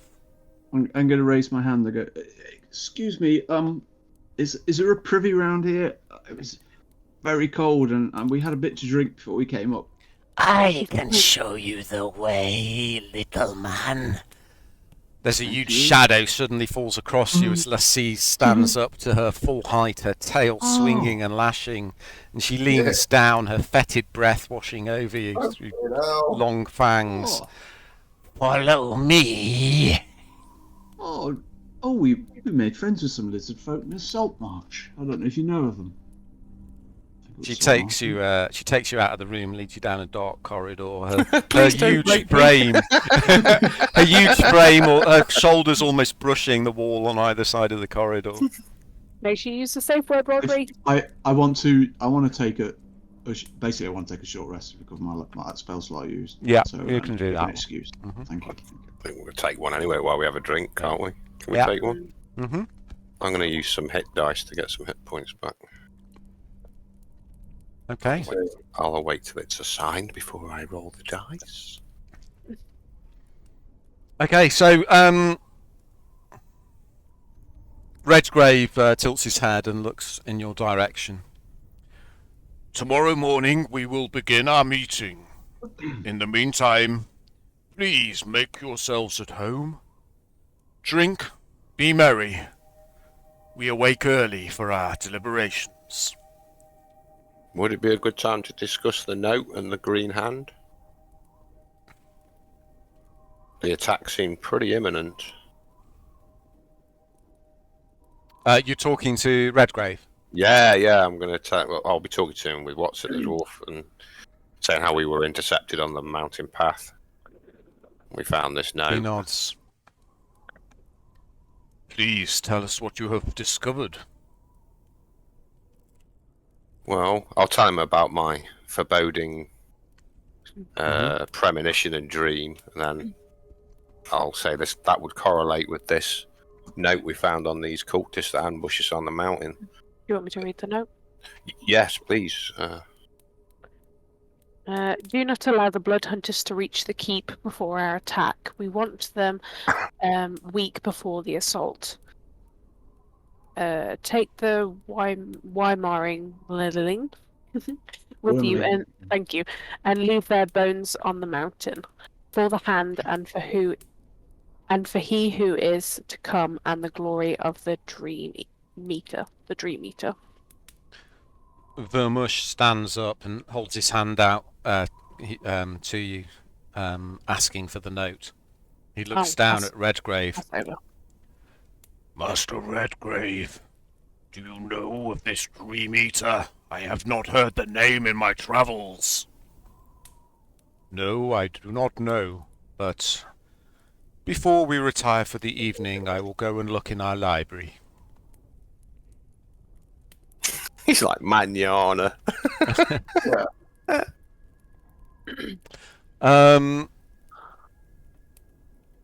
A voice behind you says, I haven't heard the name Dream Eater. But did you say something about the green hands, woman? You turn round and you find that Egrut is standing behind you, glowering. The note just says for the hand, but I assume it's in reference to the green hand, yes? He nods. He looks at Redgrave. Master, I've heard this name, the Green Hand, on my travels. I was going to wait for my reports tomorrow, but it's cropped up a few times. Aye, and I've heard the name too when I was down in the Fairwood Weald. Seems like there's another power, another force moving through the lands, Master. Redgrave nods quietly. Do you and your friends know anything of this green hand, Tiberius? Yes, we've encountered them before. What do we know about the Green Hand? You know that they're a new version of an ancient cult that was around thousands of years ago. Oh, to do with the elves, Yeah. wasn't it? And resouling of the elves, and Are you going to give that information about the resouling of the elves? yeah. Why would I not trust Redgrave? Okay, so Tiberius begins, and the other blood hunters actually gather round, and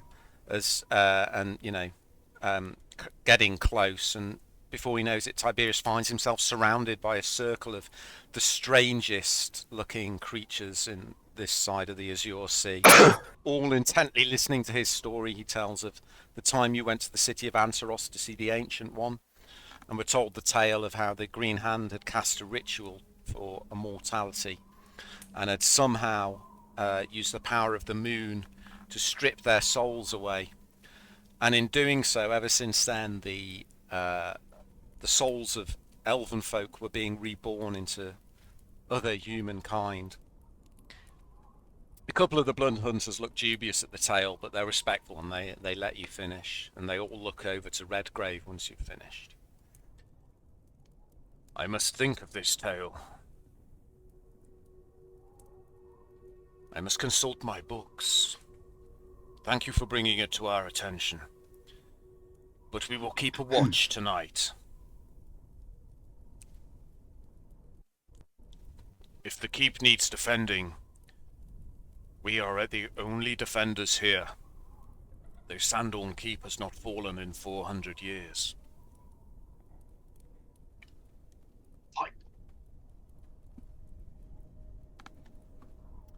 The discussion turns to other things. A couple of the blood hunters, Egrut and Cullen, go and start playing a game of dice together. You see coins changing hands. Lasses brings Rodri back from his ablutions. And you spend the next hour or two drinking, eating, and chatting to the blood hunters. You can all make some ability checks. It's up to you what you want to make, whether it's something like insight or persuasion or charisma. Just to see what information and gossip you can pick up from the other blood hunters. Check, is it? There's no point in me using intimidation, which is by far my highest. Supposed to be plus 10. While we're finishing off as well, I'll tell them the story of the Kraken and what we're doing with the Emperor and working for the Empire, and I'll run in with the Pirate King and just break it down. You could mention the Black Tide while you're there. Oh yeah. Also, what was that creature that took over the village and took over everyone's minds? The Hydra and the alien spacecraft. That was mad. And as you relate these stories, you think back over the last 4 months and all the adventures you've had together. And when you speak about them all like this, it's like something out of a storybook. The creatures you've fought and the plots you've started to uncover. Been a busy few months, boys. Talk about the Black Fleet, the ships sailing under the sea and rising. Yeah, the Black Armada. Most of the other blood hunters will be making their reports in the meeting the following day, but you do pick up a bit of extra gossip. I'll run through some of it now. There's rumours that the leader of the Goshbeg Rel Orcs is searching for some kind of powerful artifact near the Rel crater. Malk has everyone in stitches and giggling as he relates the tales of recent sightings of Hepi, the serpent of Hepmark Lake that has been seen again, and there are now merchants selling little Hepi merchandise and statuettes to unwary tourists. In a rather serious tone, Cullen tells you that Kemoth has been attacked by a Black Armada, The merchant district has been particularly hard hit. Many buildings only saved due to an unexpected intervention of a mob from Shadowshore. And there are rumours that some kind of powerful artifact was taken from the Stormlord's cache by the assailants. Ooh. Oh, powerful artifact. I'll mention the blood pact with a vampire and about the child Cash. of We don't know destiny. if that was a blood pact. That was a guess. Well, I don't know what a blood pact is. The story of Zolek Aramastus is known to Redgrave already, though he's surprised that the vampires cropped up after all this time in Saltmarsh. And he warns you to be very, very careful in any dealings with such a dark prince. Could I? It's where it all started, really. Could I inquire of Laziz about how she's heard anything about the lizard men? It was at Keymouth, wasn't it? No, was it Saltmarsh? Near Saltmarsh. If she's heard anything about the pact between the humans at Saltmarsh and the lizard men, whether it's holding strong. Your news is interesting, little man, but I have not. I have been traveling the last year in the Northern Territories.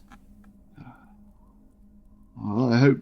Perhaps you can tell me more over a drink. Okay, my lady. yeah, and I regale her with the tales of how we helped them and ended up not killing them all, and how those ones we found aboard the ship that we captured them and didn't kill them, and now they agreed. We set up an agreement. She's very interested to hear, and she nods, and she mutters good under her breath. Imin comes and sits next to you, Tiberius. She's one of the blood hunters you're closest to because she's the only other one here from the Order of the Lycan, and she was involved in your initiation ritual. She puts an arm round you and tells you some of her tales. She mentions something that makes you feel a little bit uncomfortable, though. She tells you that there's a new drug about called Sting. It's becoming she's heard is becoming a growing problem in some of the cities of the Empire. Yeah, that's true. Redgrave's putting us all off for the meeting for tomorrow morning, so we all like go into his quarters to make sure he's all right. And he's there jabbing one in his fucking arm, trying to get rid of the smell of a reaper. Snorting dried scorpion off the... Egrot comes and sits down by you. Right, enough fucking about. Who's for a game of dice? Oh, play. I'll have a game with you. Excellent. What do you fancy? A bit of Goblins Kings or Trader Joe's? Maybe some drunken unicorn? You hold the home ground, you decide. Let's play Goblins King. It's nice and easy for beginners. Who's playing? Egrot, Play. Cat, and At- Atticus. Right, in the top right of your screen, in the tools section, there should be an icon that looks like 2 dice. Right. Oh yeah, I see. Click that. We'd normally click comment. Okay. Sausages. I can't see. Can you see it? Top right. Top right, it's one of the little icons. Bean. Oh yeah. Looks like 2 dice. If you click that, it should open up a window. Yeah. Can you see it? Yeah. So, Egrot explains the rules of Goblin Kings. Highest roll becomes the Goblin King. Scores a point. Goblin King keeps rolling till they fail. Once you reach 7 points, whoever gets there first takes the gold. Easy as. And he flips a gold coin into the middle of the group. Okay, put a gold coin in. Yep. Hang on, let me take it off. Okay, everybody roll d6 to see who goes first. I will roll for Egrot. Oh, look first. Oh my gosh. It comes up 7. No, you're cheating. Ooh. He looks across at you, Cat. Not my Go on, first then. rodeo. Beauty before age. Right, Cat. You need to click the white dice symbol next to your name. Okay. You might need to double click it. I'm not sure. I've double clicked. Treble kick. Okay. Why is that not? Oh, there. Sorry. So yeah, try clicking the dice. There we go. You rolled a 4, 5, and 2. You can roll again. A 3, 3, and a 4. You scored a pair, which means the roll moves on to the next player. Which is 3 of a Atticus. kind or a double. So your highest score is 4. Yeah. Apparently. You got double as Atticus well. gets an instant loss. The next player becomes the Goblin King. Egret reaches for the dice with a grin. Oops. Didn't mean to do that. Sorry. Loaded dice. They were both dead rolls. Boo. I'm getting errors now. Play passes to Cat. Looks like I'm in the lead, love. Oh, get that. Not for Oh long. wow. Okay, you win the first round. You take 3 gold. So you can take 2 gold, add 2 gold to your purse, Cat. Oh, I took one off, so I'll add 3. Anybody for another game? I'll have another. Sure. Okay. Chucks in another gold. Same here. I'm afraid I can't concentrate on such trivial matters when there's an attack coming. We're all gonna die. Your roll, Cat. I'm gonna make a roll, but it's gonna be to heal myself. Next player rolls. Atticus. You're fine. I like dice game. I like all log in You're Assassin's fine. Creed.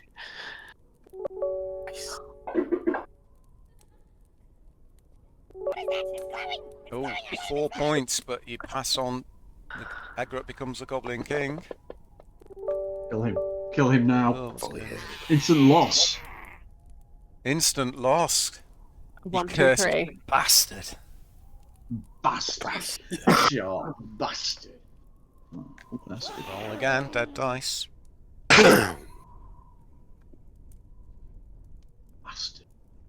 And Why again. is that dead dice? 2, 3, 4. Okay. That's a double. Oh, That's a Oh, I get the instant rolls, loss I get 'cause it. you rolled a 1 as well. double Atticus. plus a 1. So 1's are really bad. Nope. You score a point. You're getting close. Past the Egret becomes the king. Every time Egret rolls, I get an error. Don't know why. Oh my gosh. Oh, Doubles. he scores 5 points in 1 roll. Play passes to Cat. Cat, roll again.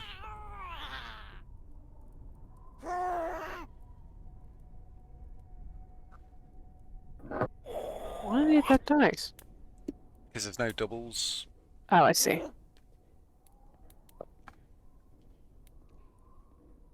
Oh, instant win. Wow. God, eh? Cat, you've won 2 games now. He pushes the coin across to you. That's it, I'm out. I can't play against you. Beginner's luck. Okay. Is there anything you would like to do for the rest of the evening? Redgrave tells you that you'll be meeting at 8 AM the next morning in the common room here, and he retires to go to his library. Couple of things, bro. Mm-hmm.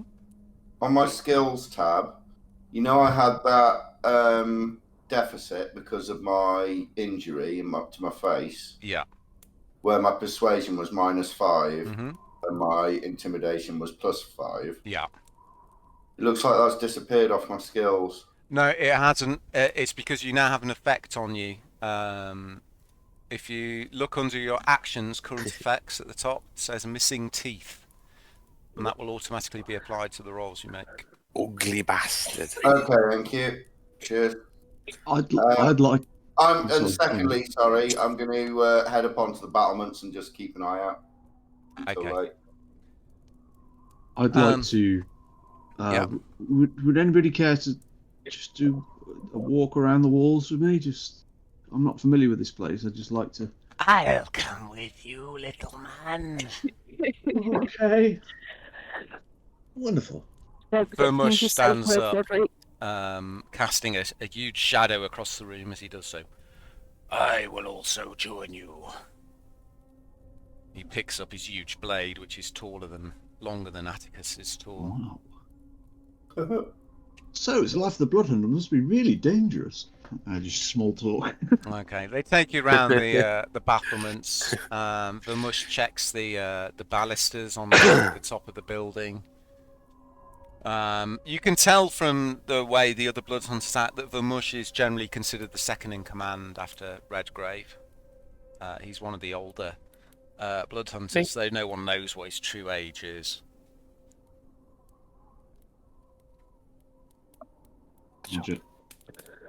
I didn't to roll my hit points back for our short rest. Well, you're going to be having a long rest in a minute. Okay. So I'm just going to run through a few things you could do if you wanted before you settle down for the night. You could have a drinking game or a gambling game. You could do some dueling. You can go to the Bloodhunters Library, which is one of the best collections of ancient lore on various beasts and monsters, and do some research. Or you can rest and retire for the evening. I wouldn't mind. Yeah, I wouldn't mind the library. Worries off my mind. Yeah, library and read up on the Kraken. Okay. It's going to. You need to do at least an hour's research. So Edgarut takes you to the library. It's a large circular room lined with shelves on which sit hundreds of books, most of them incredibly old, judging by the worn and aged bindings. A large circular shelf surrounds stairs that lead up to the keep ramparts, and a welcoming fire lies in the southwest corner. There's a small table for reading, several small tables for reading set up haphazardly around the room. It's forbidden to take books out of the library, but have at it. And he gestures to all the books around. Yeah, I might join Atticus and see if there's anything about these alien creatures. I'll read it there. Do you want to take that side and I'll take this side and see if we can find a table? So what are you looking for? Let's go for Atticus first. What are you looking for, Atticus? Kraken, anything to do with the Kraken or Sever? I can't pronounce his name. Slocrethel. Okay, I would like you to make. Well, you can pick what ability check it is, but you have to justify it. So it could be history, could be arcana, as long as you can think up a reason for using that particular. I think investigation's probably. Yeah, investigation's a good one. Yeah, can you make an investigation check? Going through it, trying to look through it impartially, looking for information. Okay. It's not a great roll, unfortunately. Oh well. These things happen. So you do find some. I mean, Slocrethel is obviously one of the primary great beasts of the land. And you find an ancient book which does reference Slocrethel that says Slocrethel was old when the tears of Celestian fell. Ancient beyond imagining, over 150 feet in length, and with an unrivaled appetite for destruction. Slocrethel has been a terror to all of the Azure Sea for as long as sailors have told tales around tavern firesides. Unfortunately, that's all you discover. Okay, thank you. That's good. Sorry. It's something. Something. Is anybody else doing any research? Yes. What are you researching, Rodri? I would like to research the prophecy that my patron was talking about the pestilence and that behemoth. Okay. And about two lovers forming a union to break the pox. Okay. Make a well, you choose what ability score is as long as you can justify it. Wisdom. Okay, yeah. You can make a wisdom check.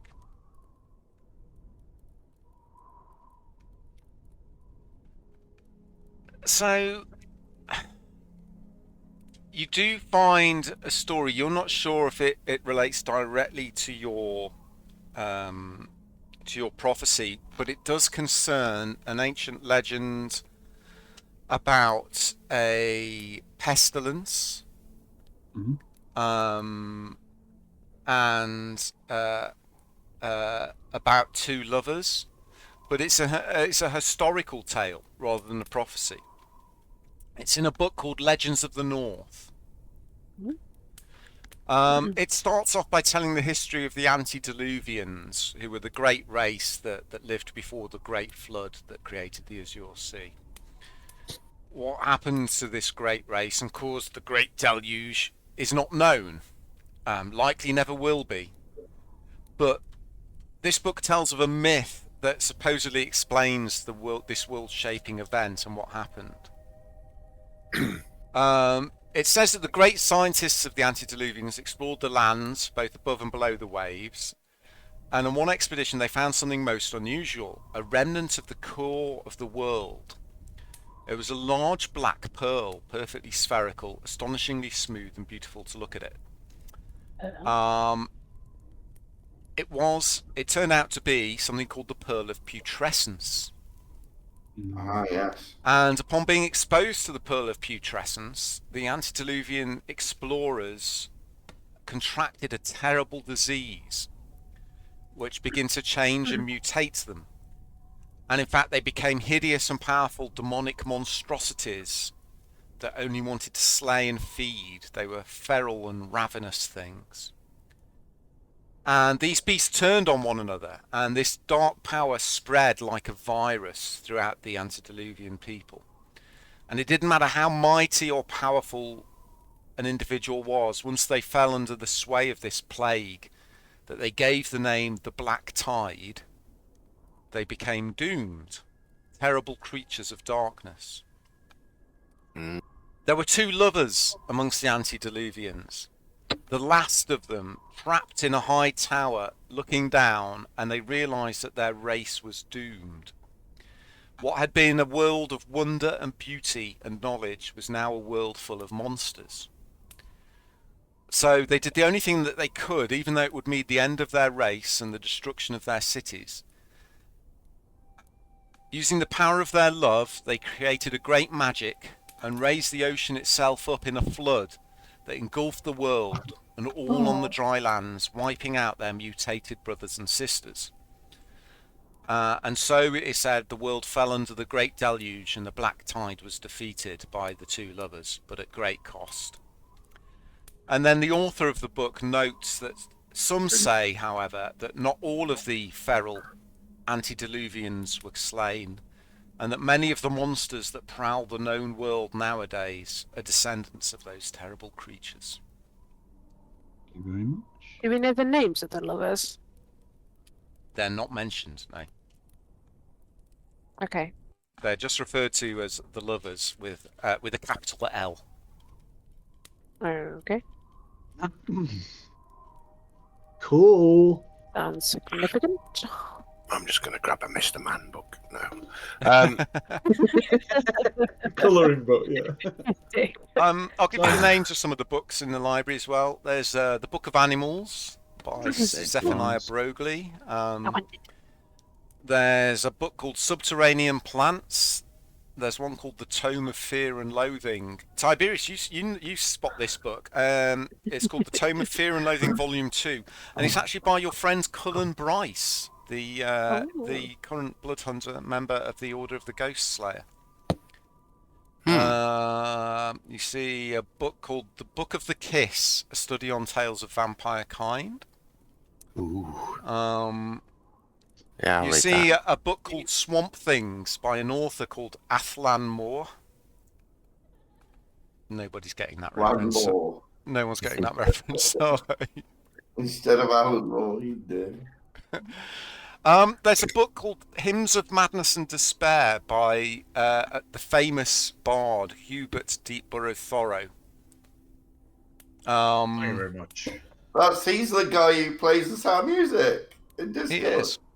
He died 400 years ago. He's one of the most famous bards in the world. Actually, Rodri, as you kind of flick through this book, you know that H.D. Thoreau came from the Keelans, which is why you pick it up and have a flick through it from your homeland. And there is something about a prophecy in there, though it doesn't turn out to be your prophecy. Hint taken. I'll pick up the book. But you have a look through it. It says there's a paragraph that Rodri points out to you. It says the following: I tell you, when the chained one awakens, night will come for the children of the deep. I tell you, it is I. I am the doom of the world. I am its hope. The unjust walk a straight path. My paths are unknown. The lips of the unjust are caked with filth. I am the cleansing. The unjust bow before false lords and will be tramped into the ground. For who is above the Lord of Lords? What? Tiberius, you spot another book called Ain So Fower, the Names of Blood, which is a book written by Redgrave. You have a flick through it. It seems to be a study of Hemocraft, which is the strange blood magic that is practiced by blood hunters. Dictated it. It's written in a flowing script. I'm going to read everything. And there's many other books. Is there anything else specific you would like to research? I'd like to research blood pacts. I'll pay particular attention to the vampire books, one written by Redgrave and the other one. Cool. Okay. What their meaning is. Can you make an investigation or a history or an arcana check? Something I will like make that? investigation, please. I've thought of something.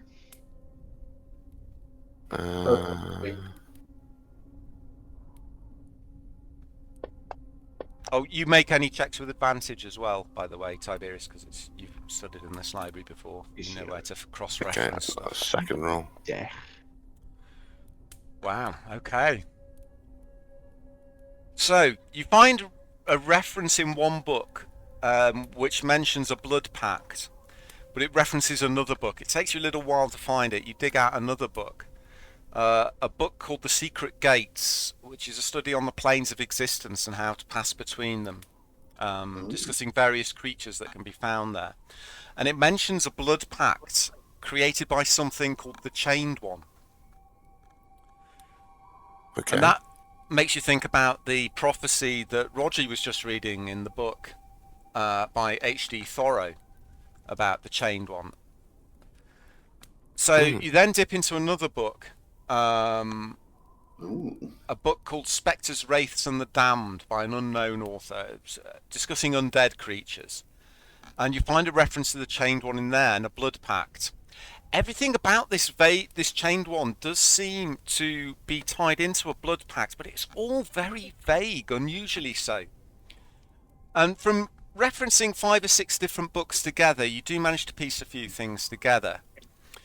The Chained One is described as a once powerful wizard who desired something more and changed into something else. You find a reference to the Chained One being imprisoned, hence the name, the Chained One. And then your jaw drops open. You almost drop the book you're reading, as you find in a book called The Book of the Golden Oriole, about ancient cults in the Drowned Jungle. Ooh. You find that there was an organization created specifically to revive and free the Chained One, and to help with the Chained One's ascension to godhood. And the name of this cult was the Green Hand. Ooh, so they work for him. Oh, which is why he wanted the You had a prophecy. really good roll, mate. So you are learning a lot here. You rolled a 25. That would make sense why they want the child and everything. No. Prophecy. So you also learn that the Chained One is reported to have left behind 2 powerful artifacts when he was defeated. There is an image of the artifacts he left behind.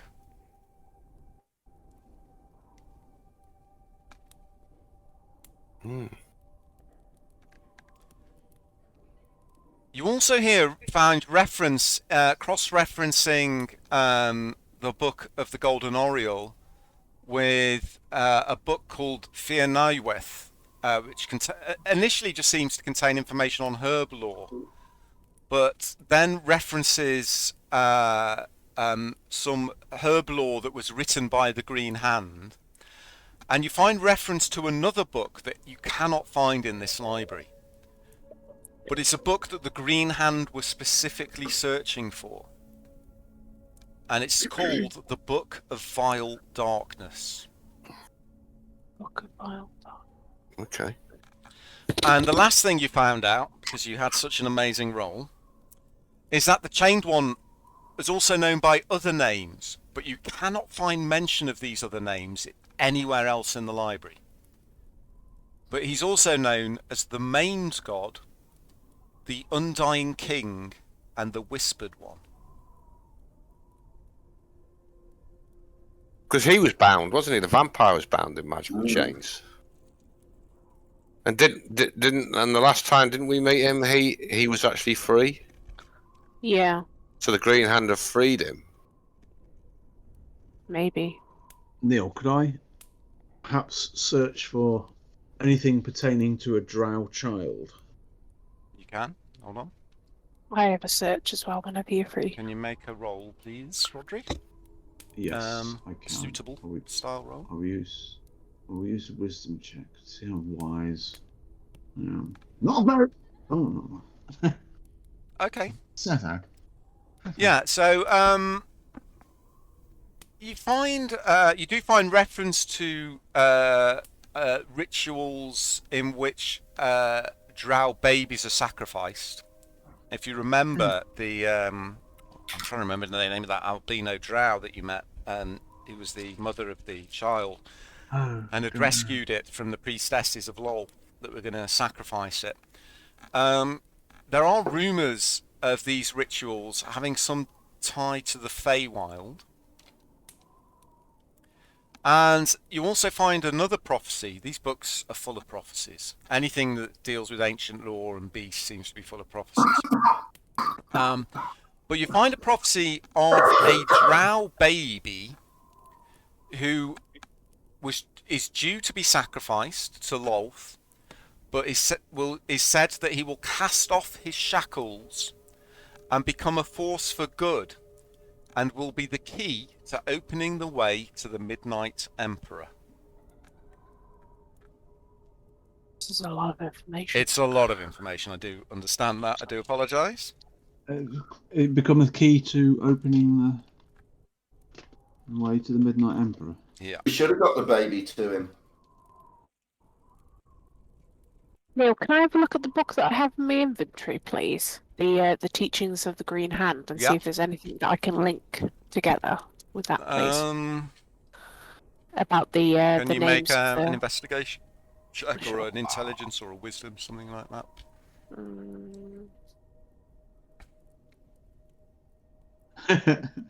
Rich.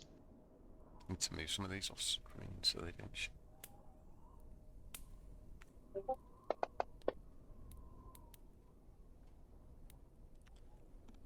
Okay, it's not a great roll, I'm afraid. Okay, you find out a couple of things, cross-referencing some stuff you find in your book. There's rumours that the 3 original founders of the Green Hand were said to be some of what's called the original children of Ralith. You're not sure you've heard that phrase before. Ralith is spelled R-H-A-L-Y-F.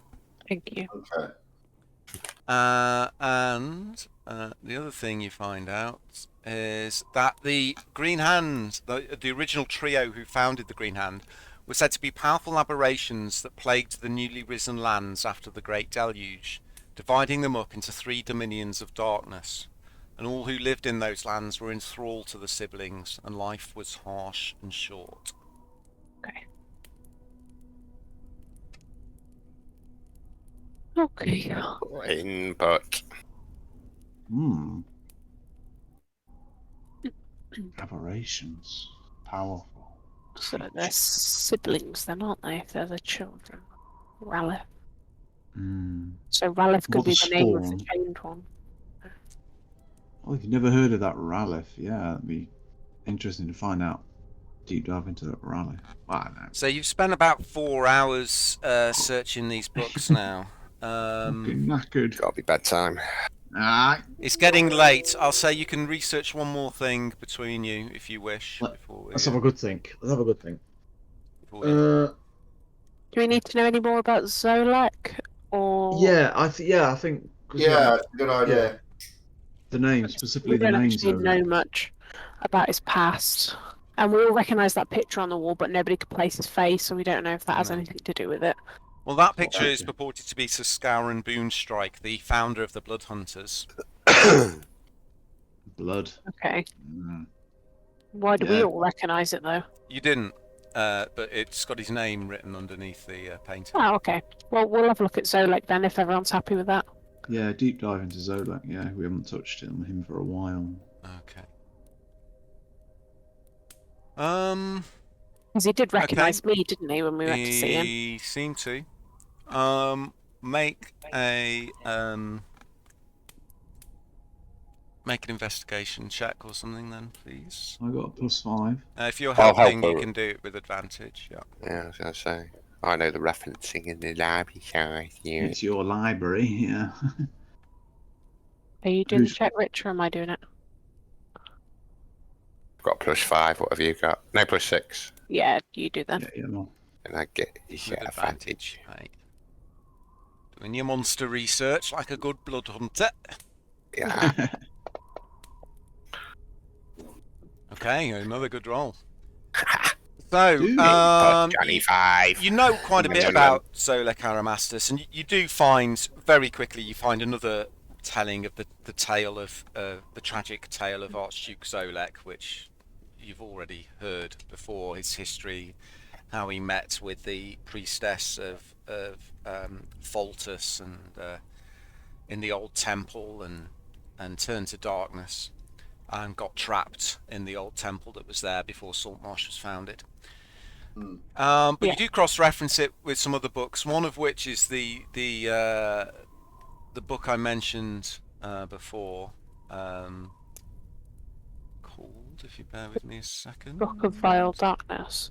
No, Yeah, it's not the good to Book of know Vile. if No, that's not in the library. Oh, The Book of the Kiss, about vampires. Yeah. okay. Reading through that and cross-referencing a couple of references to Zolek and someone called the Archduke, you think it's highly likely that Zolek isn't a normal vampire and that he is in fact something called a vampire lord. Holy crap. He seems to have some link to the Fearwood Weald, the Great Forest to the southwest of the Empire. And it's said that he first came from that place. Ooh. Oh dear. It's also said that in the centre of the Fearwood Weald, just bear with me 1 second while I get this up on my screen. Yeah, it's good to know whether we've got to chase him up or not. Well, Or the I'm main plot. from the Fearwood Weald, so Oh. So, in the Fearwood Weald, there is a power. It's been rumoured for years, called the Nightshade Domain. There is an ancient stronghold said to be at the centre of the Great Forest, called Filvermel. It's rumoured to be an old antediluvian fortress. And there is a creature that lives there. She goes by several names, but she's most commonly known as Granny Nightshade. All that's known is just conjecture and rumour. I've got to go but see, she's said to be old, ugly, and incredibly evil. Baba Yaga. She's also said to have a coterie of 3 powerful vampire servants that do her bidding in the outside world. And there's hints that Zolek may be one of those. Ooh. And you do in fact find in another book a separate reference that says Zolek was one of 3 vampire brothers. 3 brothers. I can't wait to confront him again and come up and just surprise him. Yeah, we know about you. Yeah. How's your bros doing? How's your granny? Well, it must have been a good roll. Milf It child. was. So, the kind of the main thing which could probably stop us ignoring all that shit is antediluvian fortress. That's a rumour. Antediluvian It's a rumour. is- No one knows for sure. Yeah, but antediluvian's going to be like derived from elven races, so I'll be accepted there potentially. I don't think the antediluvians were elven. So you know, Kat, that the antediluvians were the precursor race, and they had the antediluvians. There was a race that served them, like a slave race almost, called the Antarians. And it's the Antarians that are said to be the precursors of the elves. Oh, okay. I was getting confused. Yeah. Nothing simple, I'm afraid. So all this, the thing with these tales of Granny Nightshade is it's all conjecture and rumour. There's rumours that she's consorted with devils. There's rumours that she raids foresters' cottages and steals their babies. There's rumours that she travels through the forest in a ramshackle hut, perched atop giant chicken legs. It's all speculation. Yaga. But yeah. Yeah. Didn't we kill a witch in the floating dead whale? You did, yes. Yeah, it was a hag. Well, we're going to get a very nice restful sleep after reading all these horror stories, aren't we? Haunted by dreams of prophecy, Yeah. evil creatures, vampires. Pulling the covers up over your slope. Something called the Chained One, who's trying to become a god. Yeah. So you settle down, but despite all odds, you do all get a good rest. Redgrave's living to it tomorrow. He's not going to be able to process it all. Those are artifacts of the chain. Look cool. What we found out. So it's a hand. It's not really green, but No. could that Oh eye my be God. something to do with the shield that Rich had? Maybe, I don't know. Because you had a weird shield with an eye on it, didn't you? Yeah, I've still got it. Maybe. Well, it's in the party treasure on the boat. Neil, Yes. I just want to check that book I got from the Hock Miraz spell book. Mm-hmm. It's not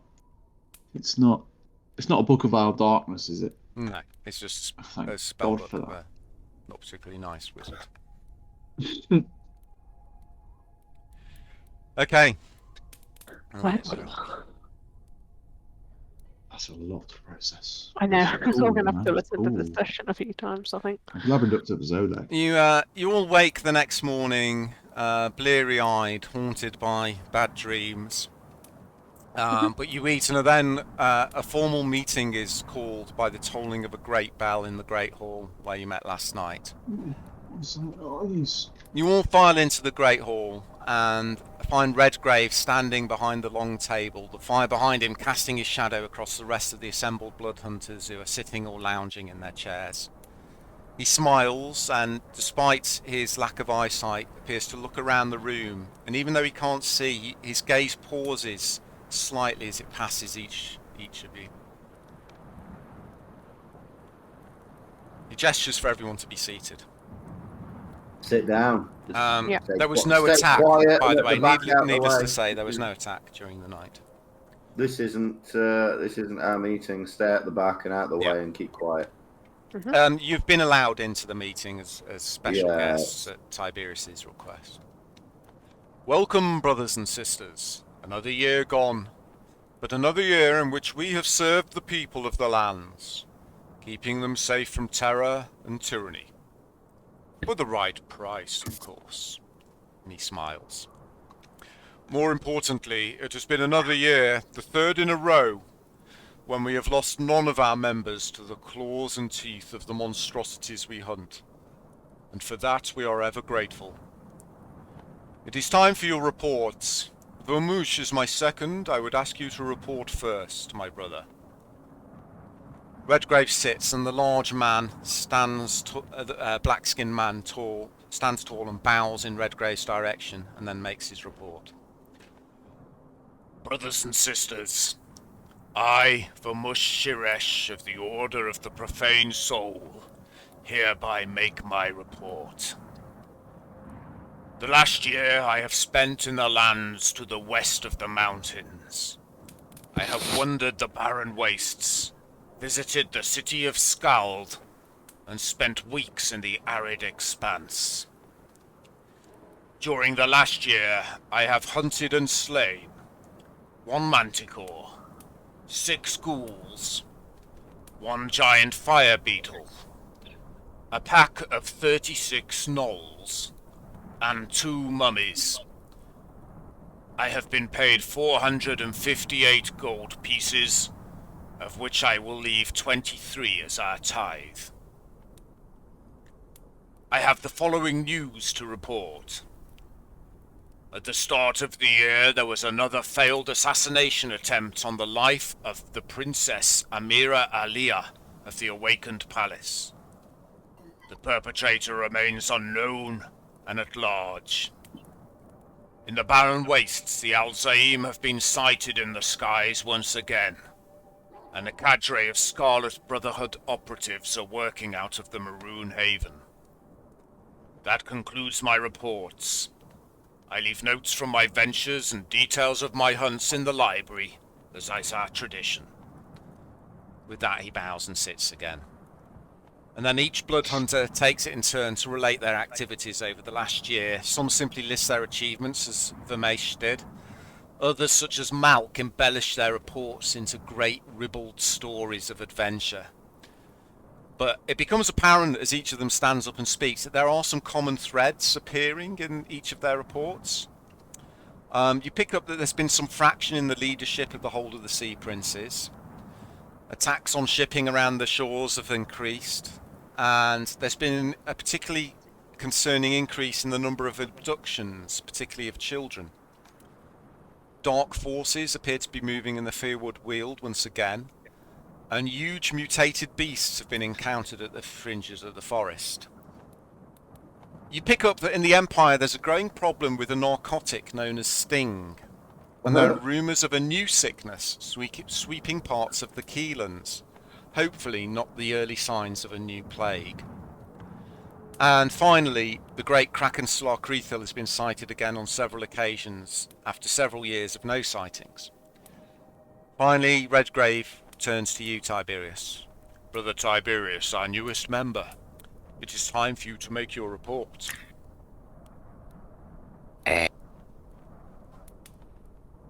Well, it all started in Amber Cove. Wow, you got a lot. Doing the odd little job. Then we met the vampire.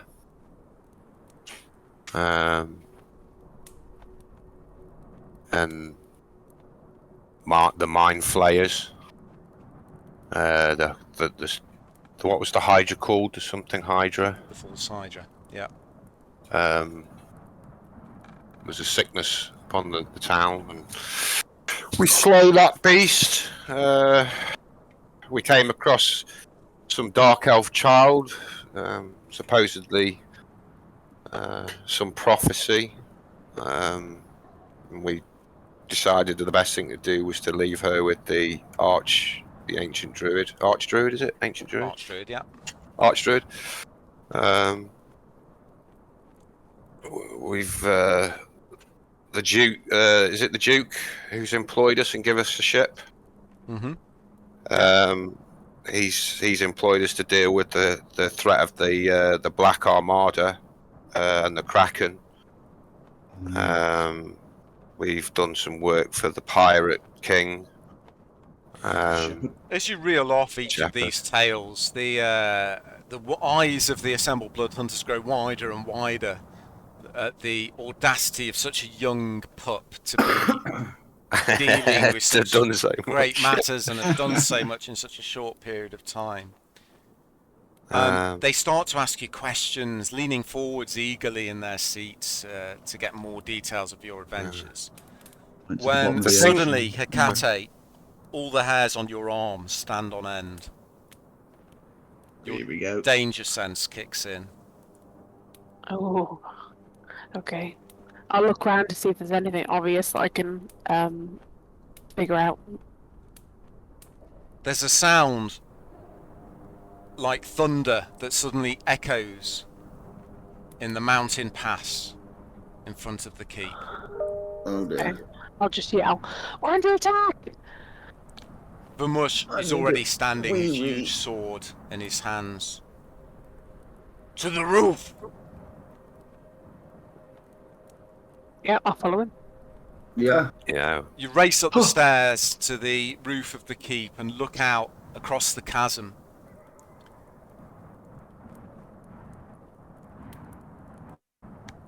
Where something huge and hulking stands on the bridge. Oh, no.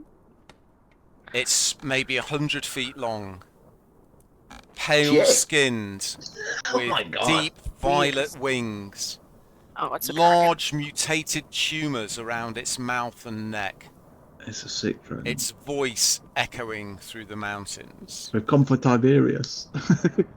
Ooh. Come, little hunters. I have a proposal. Hear the words of Foroth the Pale, or die. Can And let him speak, I guess. Don't your business. we'll leave the session there for tonight, I think.